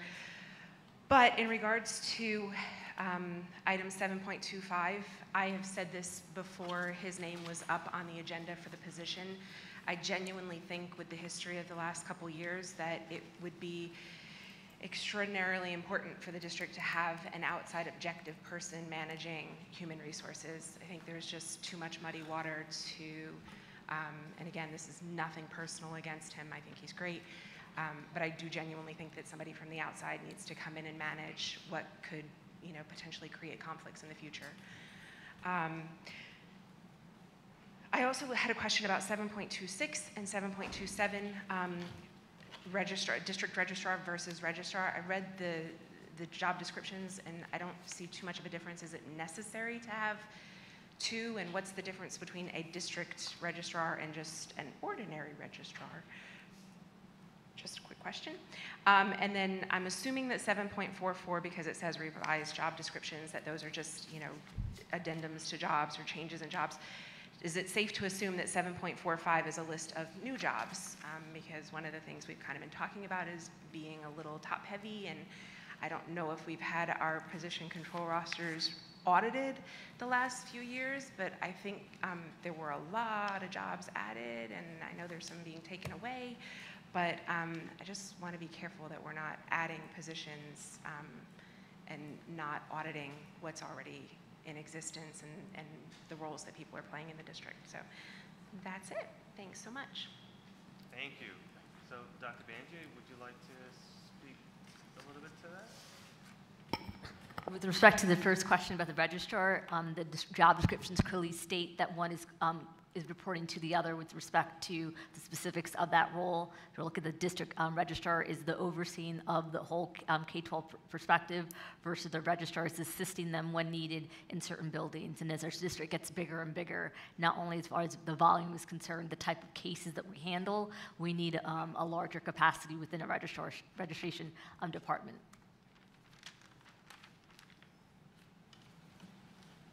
Are there any other questions on action items? All right, seeing none, we'll close the public comments on action items.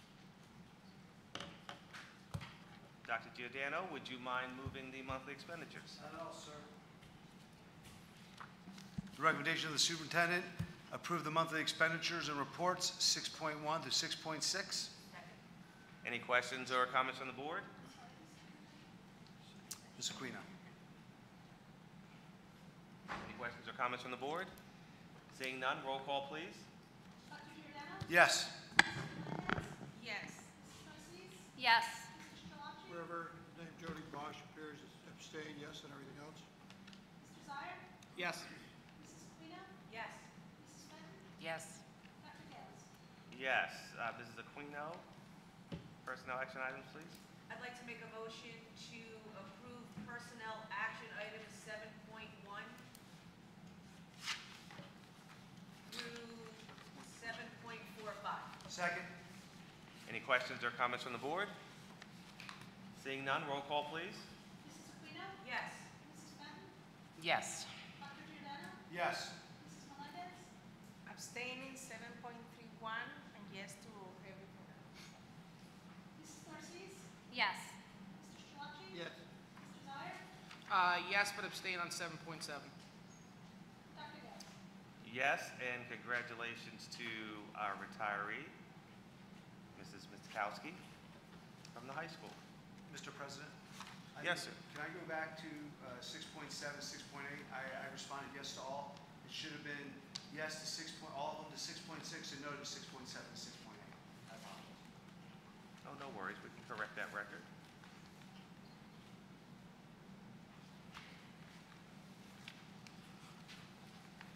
You ready, Ms. Jones? Yes. Okay. Mrs. Aquino, I think you're up again. I'd like to make a motion to approve curriculum and Technology action items 8.1 through 8.10. Second. Are there any questions or comments from the board? Seeing none, roll call, please. Mrs. Aquino? Yes. Mrs. Fenton? Yes. Dr. Giordano? Yes. Mrs. Melendez? Yes. Mrs. Narcisse? Yes. Mr. Strelacci? Yes. Mr. Zire? Yes. Dr. Gales? Abstain on 8-9, yes to everything else. Mr. Zire, Finance and Operations. Yes, upon the recommendation of the superintendent, I look to move action items 9.1 and 9.4. Second. Questions or comments from the board? Seeing none, roll call. I mean 9.1 through 9.4. Mr. Zire? Yes. Mrs. Aquino? Yes. Mrs. Fenton? Yes. Dr. Giordano? Yes. Mrs. Melendez? Yes. Mrs. Narcisse? Yes. Mr. Strelacci? Yes. Dr. Gales? Yes. Public comments, students, parents, employees. Yeah, 10. Oh, did I miss 10? I'm sorry. Administrative action items. Mrs. Melendez. Thank you For for the that. recommendation of the superintendent, I make a motion to approve administrative actions items. Oh, I'm sorry. Not you. It's Mrs. Fenton. That's okay. My apologies. You just got the vote? At the recommendation of the superintendent. I'm sorry. You could second it. I'm sorry. It's okay. Go right At the ahead. recommendation of the superintendent, I'd like to move administrative action items 10.1 through 10.6.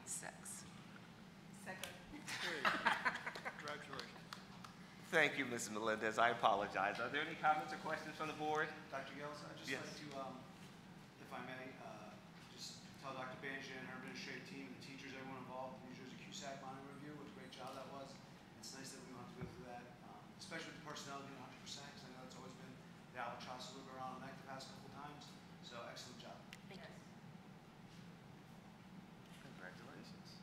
Thank you, sir. Any other questions or comments? Okay, seeing none, roll call, please. Mrs. Fenton? Yes. Dr. Giordano? Yes. Mrs. Melendez? Yes. Mrs. Narcisse? Yes. Mr. Strelacci? Yes. Mr. Zire? Yes. Mrs. Aquino? Yes. Dr. Gales? Yes. Now we get to public comments. Students, parents, employees, and community members may comment on any item of interest pertaining to the Mount Olive School District. Please come to the mic and state your name and address for the record.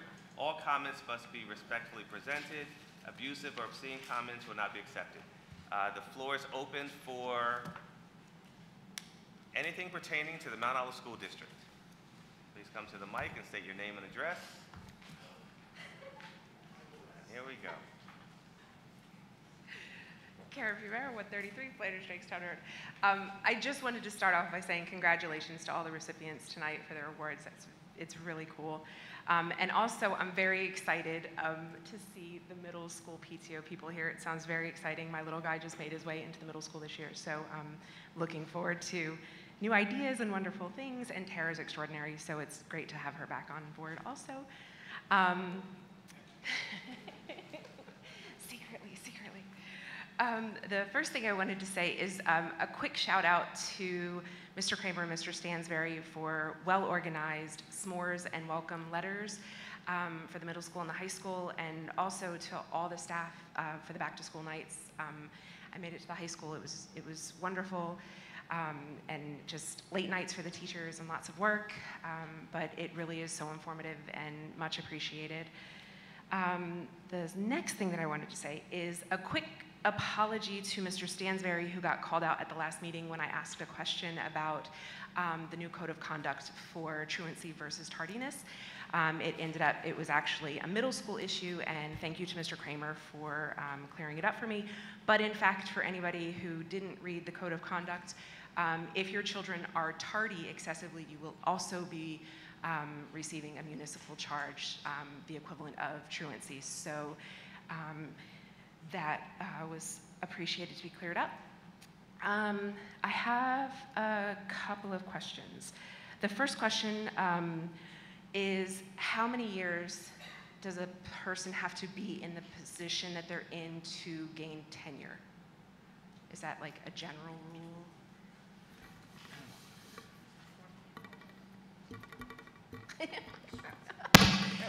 You are mine. The light's not working. Generally, it's 4 years in a day. That's the general rule. And there's different rules when somebody's in a district and then they're promoted to a different position. That's generally 2 years. So if it's a promotional position, it's 2 years. The original position, generally 4. Like anything else, there's exceptions. So if someone holds a position and fails in that position and miraculously gets a new job in the district and retains their employment, they don't have to prove themselves at the new job for 4 years? They get to shuffle their way in it too? Generally, if And they a were day- tenured in the district and they get promoted to a new position, No, it's not generally tenured. 2. Not tenured, untenured. Oh, non-tenured Oh, position? yeah, I'm just curious. Just It's hard for me to give information. opinions about different sets of facts. No worries. But I gave you the No general worries. rule. I appreciate the general rule. And then my last question is, could someone please clarify the role of building principals in the special education process when a child receives either a 504 or an IEP, and the funding involved with that child's program and how it impacts the building? What is the principal's role in that? And that is my last question.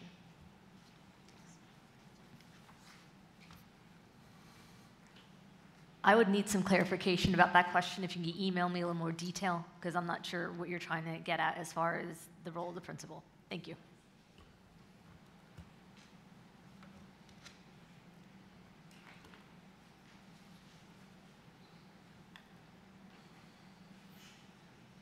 Hello, everyone. I'm Amy Marini. I 3 Melissa Trail in Long Valley. I have a daughter that's out of district place here in district. I just wanted to come up and thank you guys for, I'll be short and sweet. Thank you guys for listening to CPAG and the special ed parents and highlighting the unified athletes and not making them wait until the end of the meeting to be highlighted, because they are exceptional athletes as well as their buddies and everything. And I really wanted to just thank you guys for acknowledging them and celebrating them. So thank you. Thank you.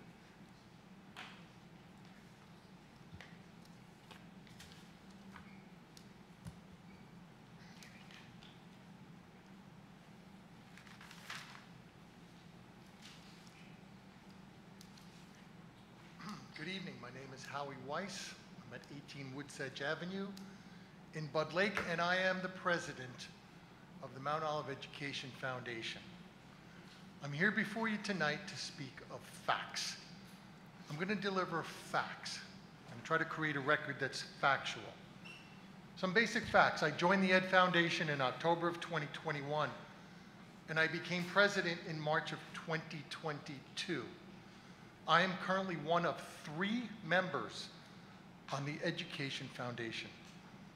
And by contract, I am to present a summary of the money collected by the Education Foundation as it relates to the scoreboard once the first dollar is collected in August of each year. I have no obligation to report the Ed Foundation's overall financial status, and it's clear that we don't mix up the 2 concerns. I really never had a desire to approach this board. I work Monday nights, and it's a great hardship for me to get here.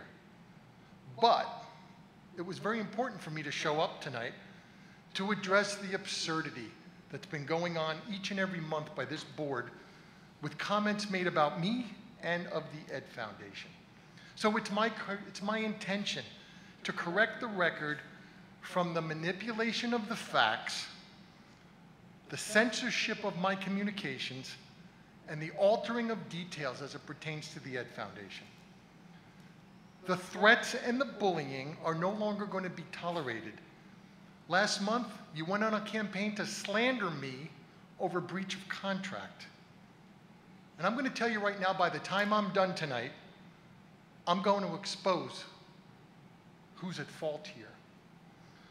I'm going to start with some of my comments, going back to my letter that I wrote that was supposed to be addressed by this board last month. My letter was dated August 14th. It was sent to every one of you. It was public communication. It should have been read publicly. And in that letter, I summarized the money raised for the scoreboard, but you failed to enter my communication into the record, and you chose to pick up on only one point of that letter. So, tonight I'm going to read that letter that should have been presented last month by the board. And my letter of August 14th that was supposed to be delivered said, "It is the obligation of the Ed Foundation to present a summary of all money raised for the scoreboard initiative each August, as per our agreement with the Mount Olive Township Board of Education. As of today, August 14th, 2023, the Ed Foundation has raised no money for the scoreboard.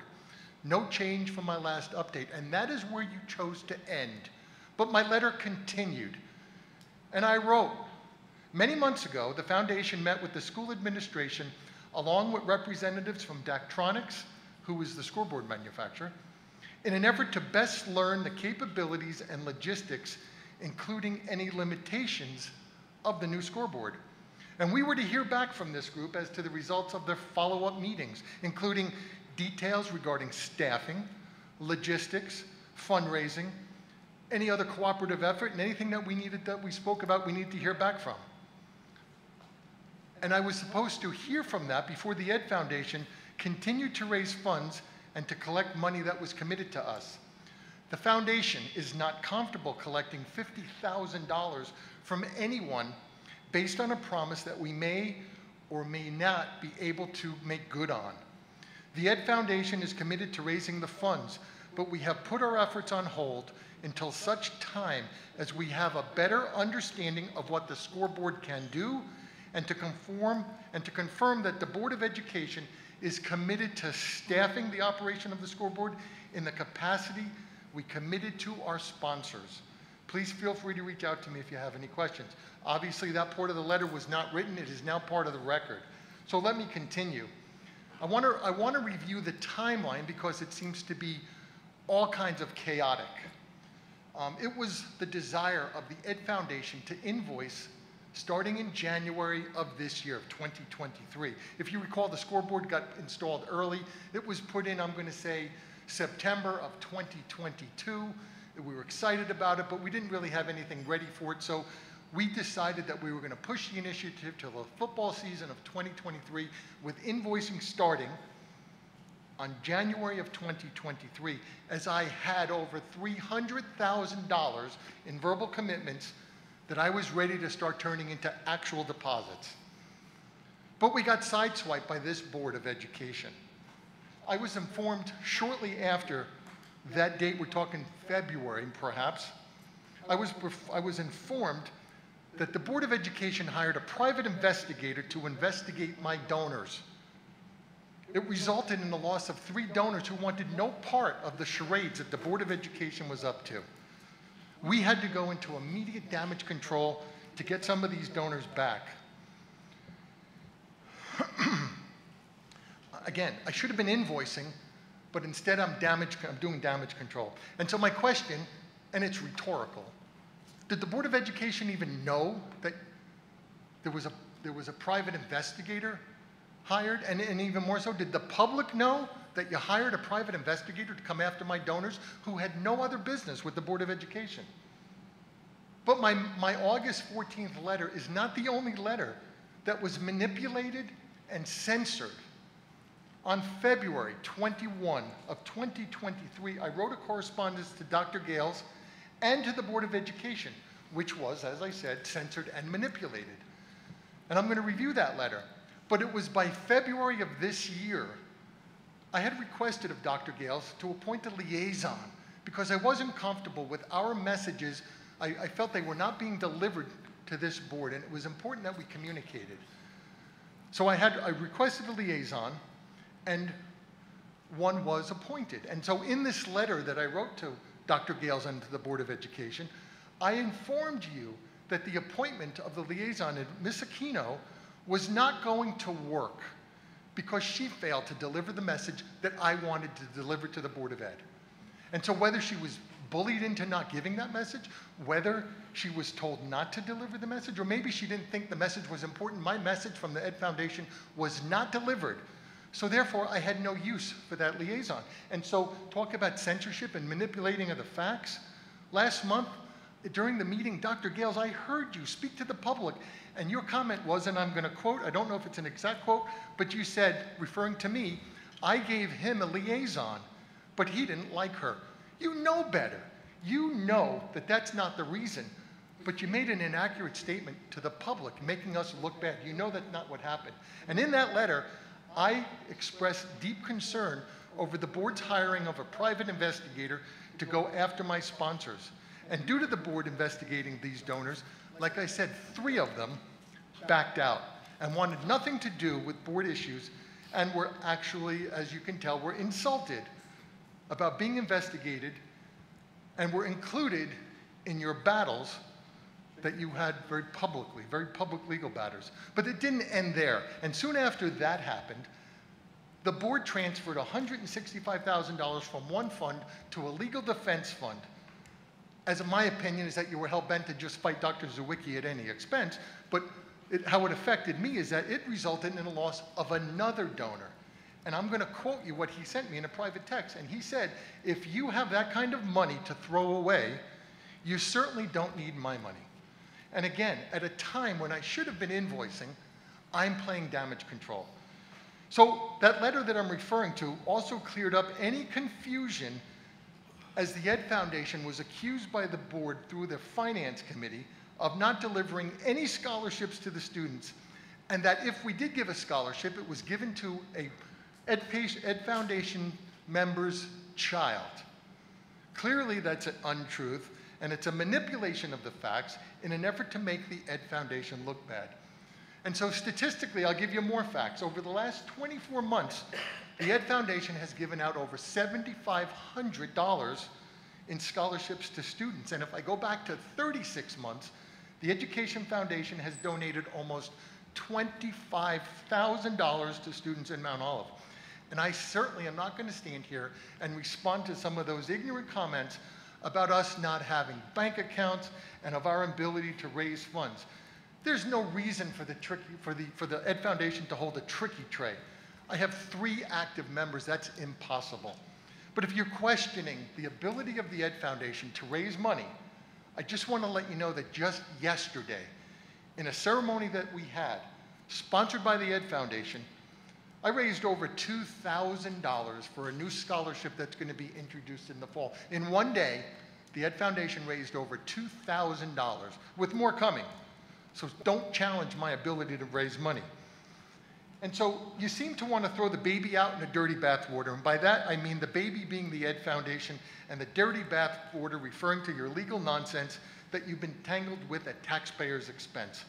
My impression, my opinion, and I told you I'm going to deal facts, but I have an opinion. And my opinion is that you're so focused in destroying the former superintendent that you're also willing to destroy anything that he created, including this Ed Foundation. And I'm not going to stand here quietly and allow you to do that. The board's negativity needs to cease, and your poisoning of the public serves no purpose outside of your desire to gain public support of your legal issues. And I'm not deaf. I hear the public speaking out against the Ed Foundation because you as a board are not providing facts. The public's not happy to see a $300,000 scoreboard essentially sitting there being unused. I can tell you that there's an outside company called Morris Sussex Sports, and they've offered to make it come to life. But due to added failures that's happening on a daily basis, that scoreboard still remains unused. In early March of 2023, after I was able to recover all of those verbal commitments that I had, we had a meeting in the high school to work on logistics, because as president of this association, and the person that's going to ask for $50,000 for 6 people or so, I needed to learn how the financial commitment was going to be transferred into a video message. How are we going to take the information, whether it's logos, videos, commercials, and transfer that onto that scoreboard? Did the Board of Education hire a faculty member to do that? Did the IT folks join in and say, this is how it's going to get done? No. So I don't know how I could ask anybody for $10,000 a year for the next 5 years, only to disappoint them when their message was not guaranteed to be delivered on that scoreboard. So no action happened that date, and there's no action that's happened as of this date. So you all like to blame you, Dr. Gales, and you, Mr. Zier. You want to rip up the contract, as you talked about last week, due to my breach of contract. Well, you all know that by the elimination of the N Foundation, you're guaranteeing failure. And what drives me crazy is that you know you can only do this through a 501c3 charity. You're never going to get that kind of money short of a 501c3. And the shame of it is that you have one, but you're trying to destroy it. And when I sit back and I hear recommendations from this board that says, well, let's let the booster clubs do it. You know that can't happen. So why are you misrepresenting facts to the public? In my February meeting to the board office, I said, and there's a few people that are sitting up here that were at that meeting, and I said that if the Ed Foundation is causing such grief to this Board of Education, then let's rip up the contract. But there was not one person that sat at that table and said it was a good idea. But you know what? Was that message ever delivered to the Board of Ed? It was not. Nothing happened, no communication. So I'm here tonight to remind you I'm part of the solution. You want to pass blame, you want to point fingers and manipulate the facts? Here's the reality. The process that we're going through with the scoreboard is a complete failure by this Board of Education. You, Mr. Zier, chairman of the curriculum committee, did you ever appropriate funds? I'm not the chairman of the curriculum. Did the Board of Education ever appropriate funds to hire a faculty member to run the scoreboard and to teach the students how to operate the scoreboard? You, Mr. Zier, you're quick to call for my breach of contract, but you, as chairman of the finance committee, did you ever look into these logistics before you approved the funding for this scoreboard? Dr. Gales, did you ever follow up to make sure that you had the infrastructure in place to make this happen? You failed, Dr. Gales, and you're both blaming the Ed Foundation for the failures. You both failed. You failed. And I want to turn, Mr. Stalachi, you know how far you and I go back, and I appreciate your kind words, but you made an interesting point the other day. You had raised a question during the meeting. What happened to the money that Motion Kia originally verbally committed to? And I think that's a fair question. And my answer to you is I invite anyone in this room tonight to go to Lenape Valley High School, where they have the same scoreboard initiative. Theirs is much more successful. And there, Tony, you'll see Motion Kia's money because it's over there. And you know why? Because nobody at the Lenape Valley Board of Education hired a private investigator against Motion Kia. So that's why he put his money there. Fortunately, I'm able to save that commitment, but it's not there now. And finally, for Mr. Gallagher, who likes to present a conspiracy theory and a system of corruption, I'm also affiliated with Moore Sussex Sports, so maybe he wants to add that to his list.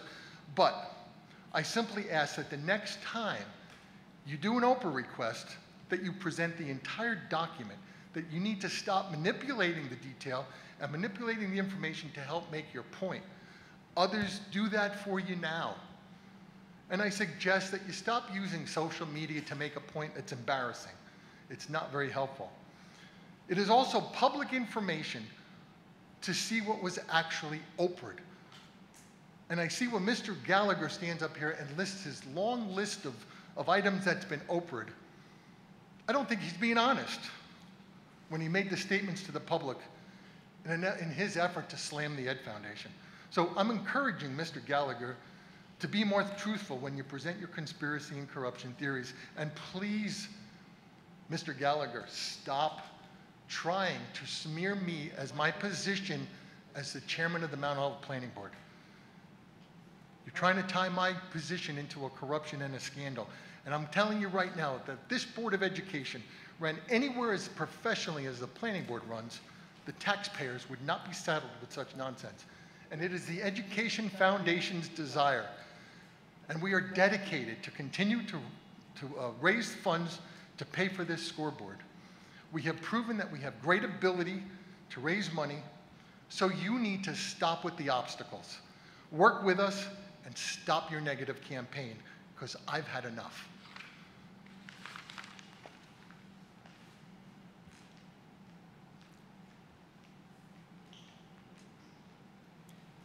Is there anyone else from the public?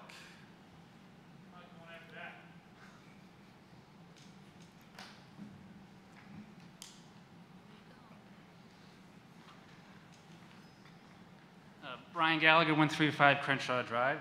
I wasn't prepared to talk about that tonight, so I'm not even going to worry about it.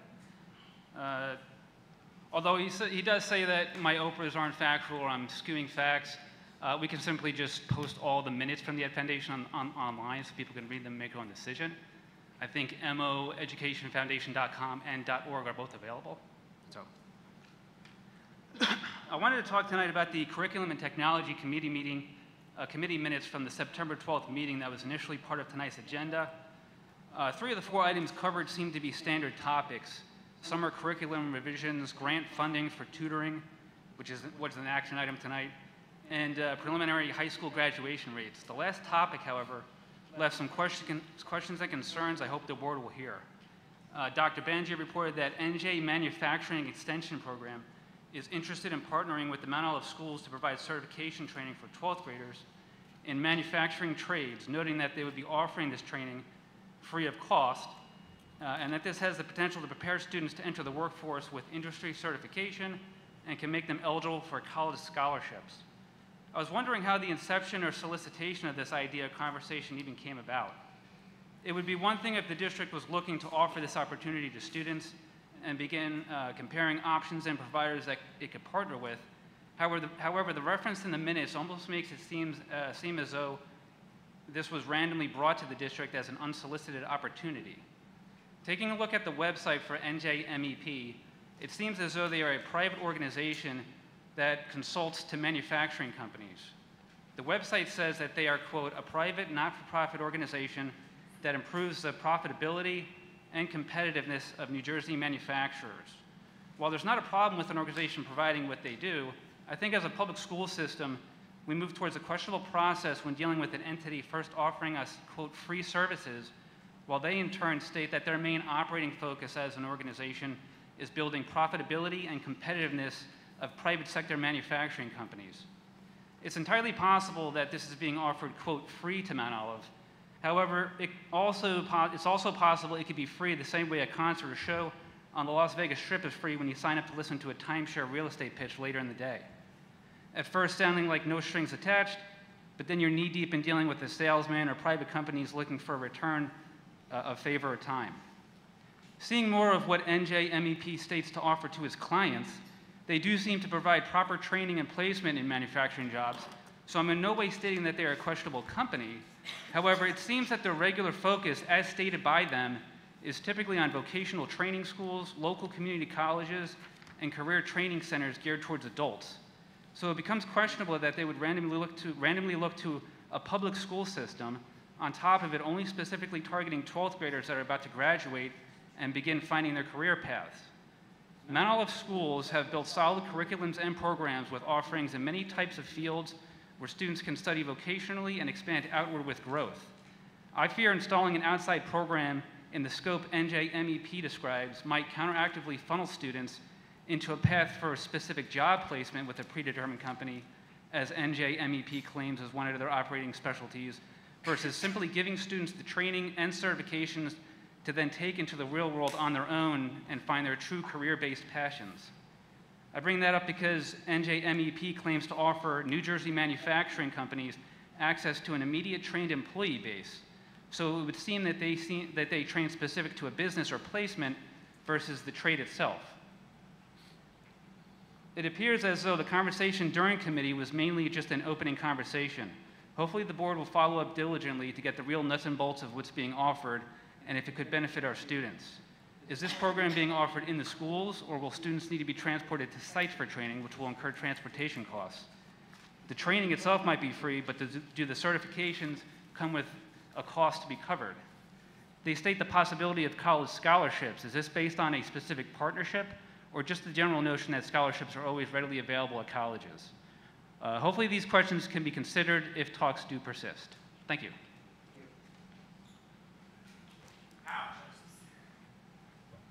Martin Wells Miller, 25 Woodcrest Avenue. I all know he didn't write that. I know for a fact he didn't write it. So one of you guys is doing his work for him. Maybe it's his wife. I don't know. But I know he's not doing that. That group came here because someone asked me, hey, Martin, I got scholarship money to give away. And I brought them to Dr. Bangia to bring this to Mount Olive for free money for graduating seniors pursuing a career in trade, not not college. Okay, so that's a whole bunch of BS. I'm calling you out on it right now. I'm calling them out on BS right now. Okay, anytime someone's trying to do something positive for this district, someone always tries to attack them. It's funny, but this has to stop because this is a sham. Okay, Howie Weiss said it correctly. You guys need to start reflecting on yourself for some of your actions because your actions are poor. Okay, and all the stuff he's getting, he's being fed it. All right, basically now, since the leak went away, because she's moved out of state now, there'll be less leaks going out to places. But going forward, I hope this stops. But like I said, it's very funny how someone gets all this extra information, all right, and then brings it out and tries to extort and attack other people. That's all I got to say. And you don't need to respond, don't worry. Also, Mark, are you resigning anytime soon from the board? Because I don't know if you're going to share any emails, and hopefully that you've actually apologized to all the districts on the emails you shared, like Giordano's, Gales, and a few other people. So I still hope that we get our replacement and your firm will not be here. I'd rather have your counterpart here because I feel he's more ethically suited for the job. Thank you. So Mr. Gallagher, can you just wait to see if we have anybody else who wants to come up for the first time? Thank you.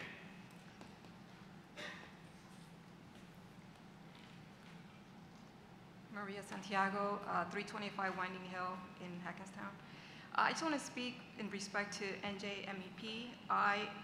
Fortunately enough, I work with NJMEP. So I am familiar with this type of program. It is available for college, universities.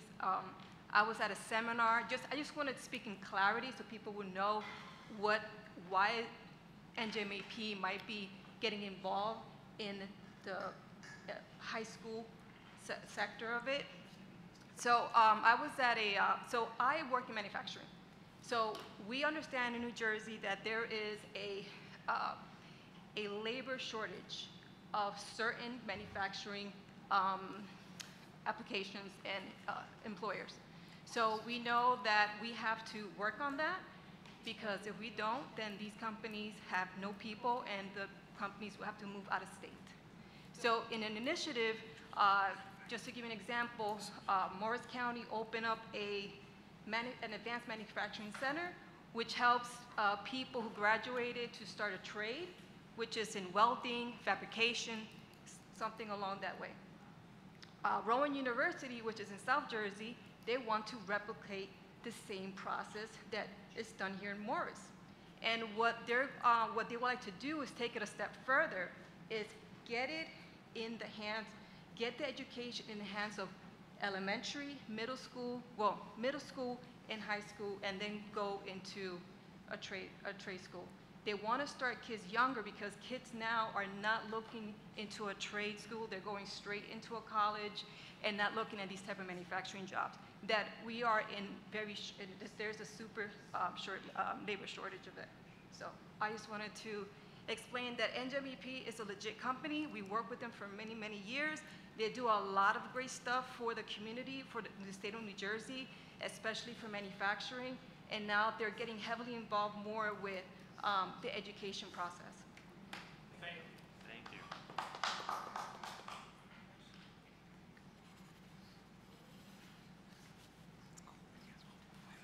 Again, Brian Gallagher, 135 Crenshaw Drive. I want to start by thanking the lady that had stood up and talked about it. I don't think I got up here and slandered NJMEP. I don't think that it's an appropriate, look for public schools and for younger students. There are vocational options, so I question a private company kind of coming in and offering something free. When you see the word free, nothing's ever free, and I know, and like I said, it's just an opening conversation look like, so there's going to be more. So I'm asking that we ask the proper questions for it. I actually took note of it because on the Friday afternoon agenda that was added to the website for Mount Olive, there was an attachment for the Curriculum and Technology Committee that was up, and I looked at it, and it had all 4 of those points. That was something I wanted to know more about, so I looked at the website for the company. I noticed today, when I went back on there, that the attachment on the committee, the Curriculum and Technology Committee was taken down. So I questioned why it would have been added, and then why was there a need to take it down? As far as some other comments here about me not typing something and getting information, I will say this now. I didn't think I had to. I type, I say my words. Those are my words. They're not anybody else's. You can ask my wife. I don't even tell her when I'm putting down what I want to say or what I want to do. I don't get information from people. I speak for myself. I don't say what anybody else needs to say or maybe people want me to say. If something I'm saying doesn't align with what you're saying, or you think that it aligns with maybe what you know about other people thinking, I can't help you there. That's your problem. It is possible for multiple people, I know, I'm sorry, the board, yes. That's okay.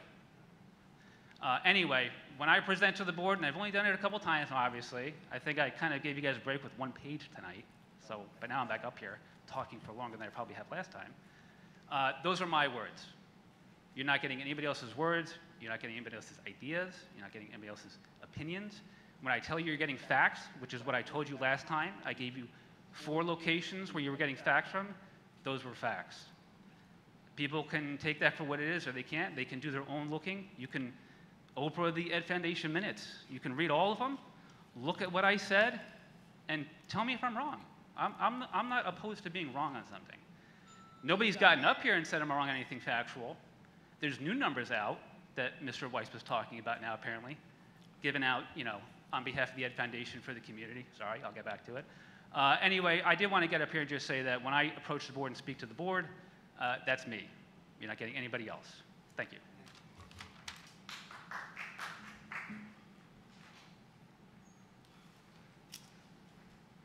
Sorry to do this. Karen Fumero, 133 Flanders Drakestown Road.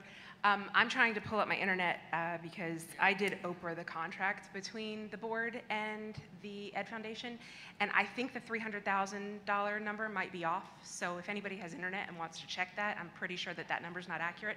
I also wanted to clarify that I'm fairly certain that at the last meeting, it was not the board that recommended the booster clubs. I think I said that just as an option as a 501c so that you can. And kudos to the middle school for raising $14,000 at the Zombie Run.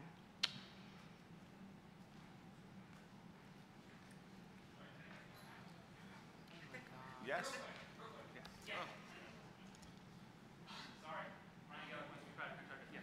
I want to say one more thing, actually, because there was a lot being brought up about me being fed stuff to say, or people telling me what to say, or people talking about other people talking about this.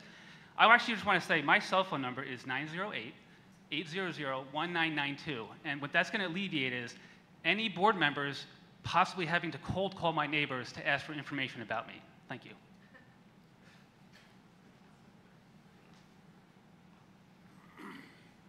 Any other public comments? All right, seeing none, we will close the public comments and move on to old business of the board. The old business, I do have old business.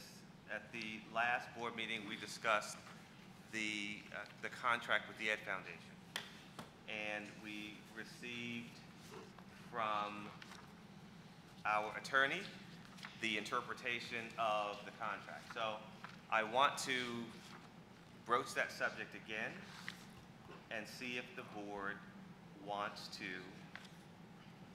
end this contract. Now keep in mind, by ending the contract, one, that does not mean that the Ed Foundation cannot support the district in other ways. It doesn't mean that the Ed Foundation can't continue to raise funds for the scoreboard, but ending this contract would just end the relationship that we have with the Ed Foundation and the scoreboard.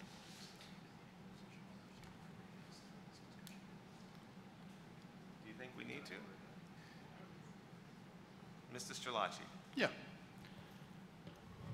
Yeah, I'd like to throw my 2 cents in here. First of all, I said at the last meeting that this board had no animus towards the Education Foundation. I thank Mr. Weiss for coming forward this evening and putting it on the line to us. I've known Mr. Weiss for over 40 years. Graduated here, came back to live here, has dedicated a lot of years of service to this community, particularly on the planning board. Mr. Schechter and Mr. Ahrens came to our meeting in June of 2021. They explained all the advantages that this scoreboard would give us. Bring the community together, bring revenue in, be an academic area for our students. And I believe to this point, I've been told, we've trained 5 students to operate the scoreboard, make graphics and things like that. It would be a shame to throw that all away. First of all, you can't cancel that contract without both sides' permission. And we gave them 7 years in which to pay the money back from the scoreboard. So I would say that the best thing to do, because it still is a great advantage to us to get this going. I'm not a political person, and all that's gone before up to tonight just does not sit well with me. I believe in getting together with people.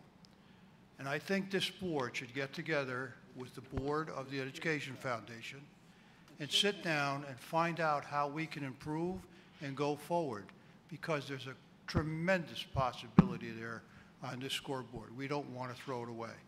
But I'm so tired of everybody blaming everyone else. We just don't get any place that way. We have to work together, folks. I work on 3 principles, and I've said this for the 30 years I've been on the board.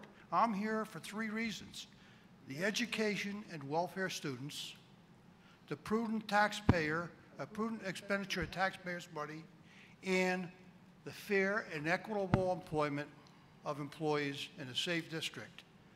Let's work on voting on those principles and quit with this name calling. I'm so tired of it. We're all here for the same thing. So let's get together with the Education Foundation and say, okay, where are we going from here? Because I called Sparta and talked to the business administrator up there. I had tried 3 times. I finally got through. They're doing terrific with that thing up there. And so there's been a lot of misinformation going back and forth here. Let's quit it. Let's have a meeting with them, and let's move forward. Mr. President, I couldn't agree. Oh, I'm sorry. Did someone else want to go? No. I couldn't agree more with Mr. Strelacci. I think at this point, our superintendent has a plan in place, and I agree with you somewhat, Mr. Strelacci, just not the time frame, that we let the superintendent put their plan into action, and then once we get to the Dynatronics part of the marketing plan, get back together with the Ed Foundation and go from that way going forward. Right now, it's our scoreboard. Let's make no understanding about that. It's the Board of Ed's scoreboard, right? So we need to make sure we have people that are able to work it and run it. The curriculum component will come after, right? That's the last thing that's going to be put up, and obviously we've been sidetracked regardless of what people's opinions are, and I wish, as much as I respect them, they would keep their opinions to themselves sometimes. About the outside influences of the things we had to do as a Board of Ed that unfortunately they can never know because we are bound by legal matters on that. So I just think you keep the contract in place, we stick to Dr. Banjia's plan, and we go forward from there. And when it comes time, whether that's 3, 4, 5 months, then we sit down with the Ed Foundation and Dynatronics and start doing that marketing plan, and then say, this is what we have done, and let the Ed Foundation then go back to the people and say, they have it all set up now. Let's start reaping the donations for them to help out as well. That's just, I agree with you. It's time to move forward. If we don't start moving forward, if this was a linoleum floor, I'd dig a hole and bury myself into it. We got to move forward. We've got to move forward. Well, I agree with both of you, but we're not the ones writing malicious, salacious stuff in the papers. That's not us. We're not the ones saying, I don't want this liaison because this liaison won't do what I want them to do. That's not us. So it would be great to have a relationship with an Ed Foundation that's not confrontational. It's its own entity in and of itself, designed to raise money, not be confrontational with the entity it's supposed to support. We're just asking questions because we read in the paper that there's money. That's what I read. You all read the same thing. So if we're going to move forward, then it's going to require tremendous effort on the part of the Ed Foundation to work to mend the relationship. So I want to kind of piggyback on that as well because I was called out as much. Even though the district never investigated the vendors. We never did that. All right. The other thing was we were called that the finance committee was the ones that were going around saying that the scholarships were given to. I'm on the finance committee. I don't even know where your scholarships went. Okay. I totally agree that we're supposed to be talking about a partnership for 2 years. The only thing we've gotten is I'm not providing, yet in the papers we read about hundreds of thousands of dollars donated. Now I understand that people have withdrawn their money. What I will say, when someone is willing to donate money, it speaks about that person. Withdrawing that money speaks volumes, okay? What I would say at this point in time is not that it's the breach of contract, although I firmly believe that there is.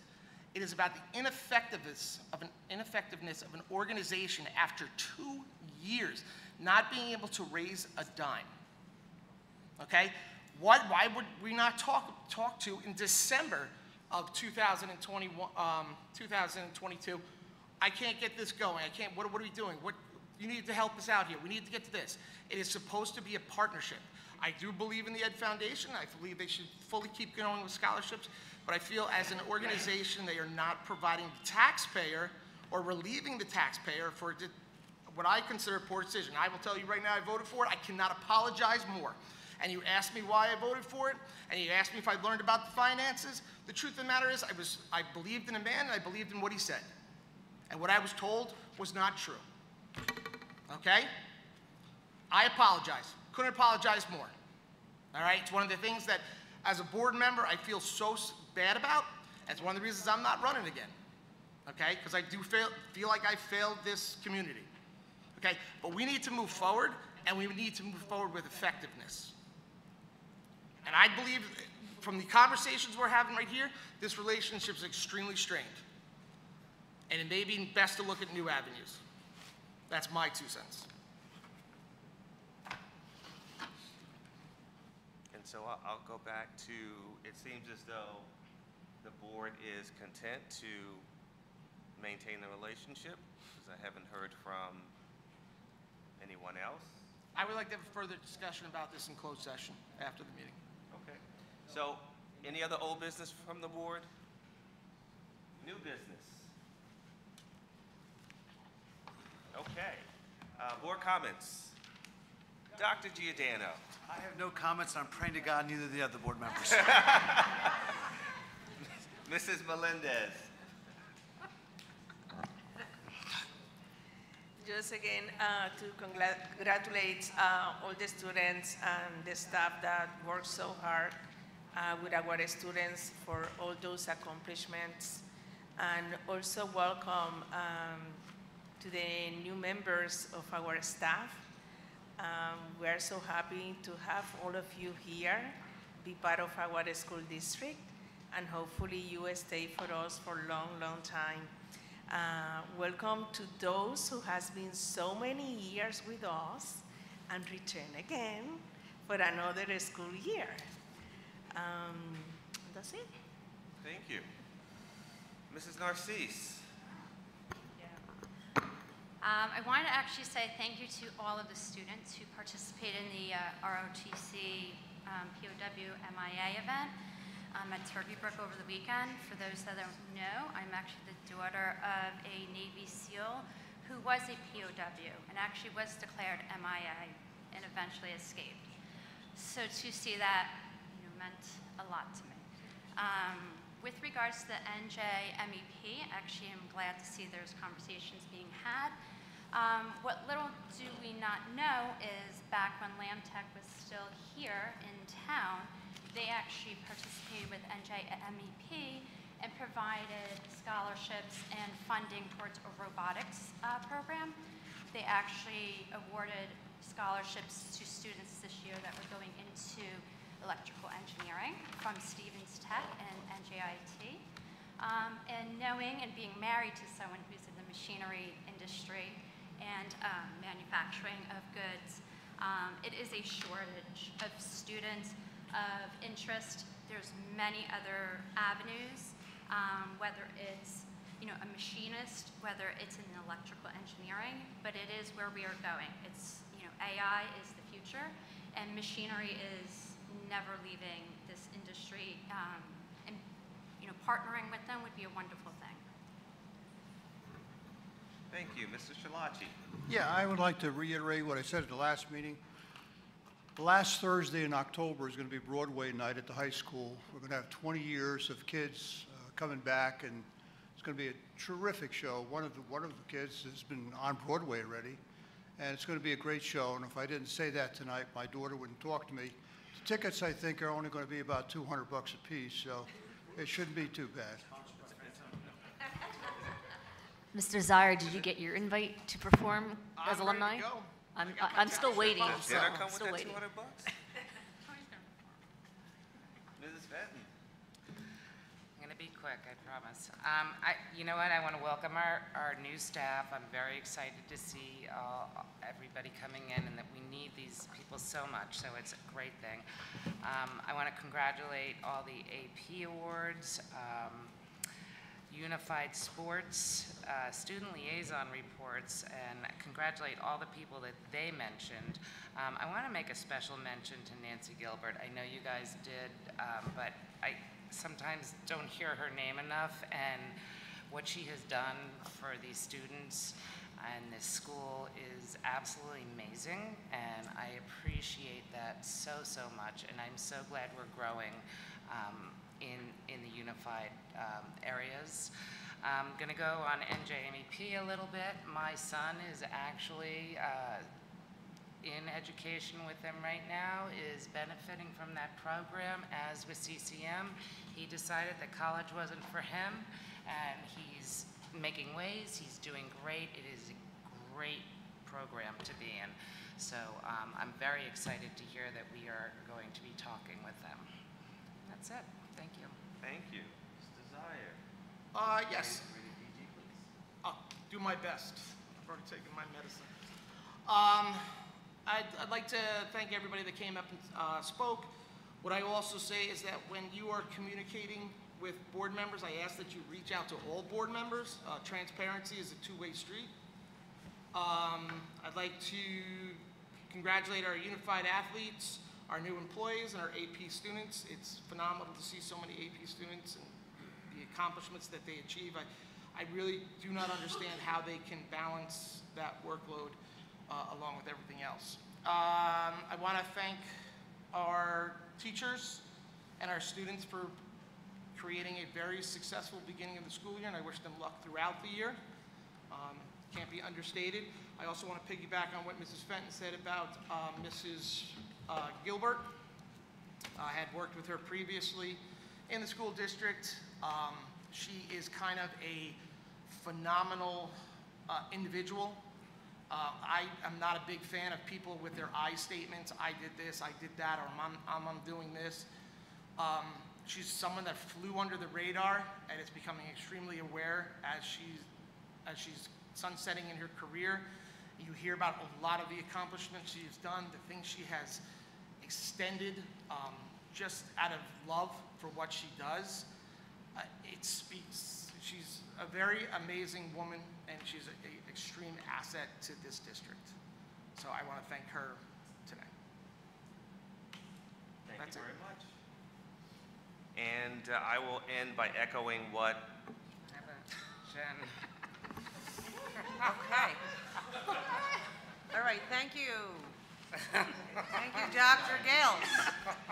I just want to take a brief second to congratulate all of our athletes and scholars tonight, as well as our new staff, but most importantly, we have a birthday before the next time we all meet together, and that would be Dr. Bangia's. And we are not going to sing, but we did buy you some new MO garb. Oh, so happy birthday early. Happy birthday. Thank you. Oh, gosh. Okay, so why don't we just end on that note, and I'd like to have a motion to go into closed session. So moved. Is there a second? Second. Okay, so be it resolved that the board will now go into closed session for the purpose of negotiations, personnel, and attorney-client matters. Be it also resolved that these closed sessions are confidential until the need for confidentiality no longer exists. We are now in closed session. We had a second, right? I second We had a it. second.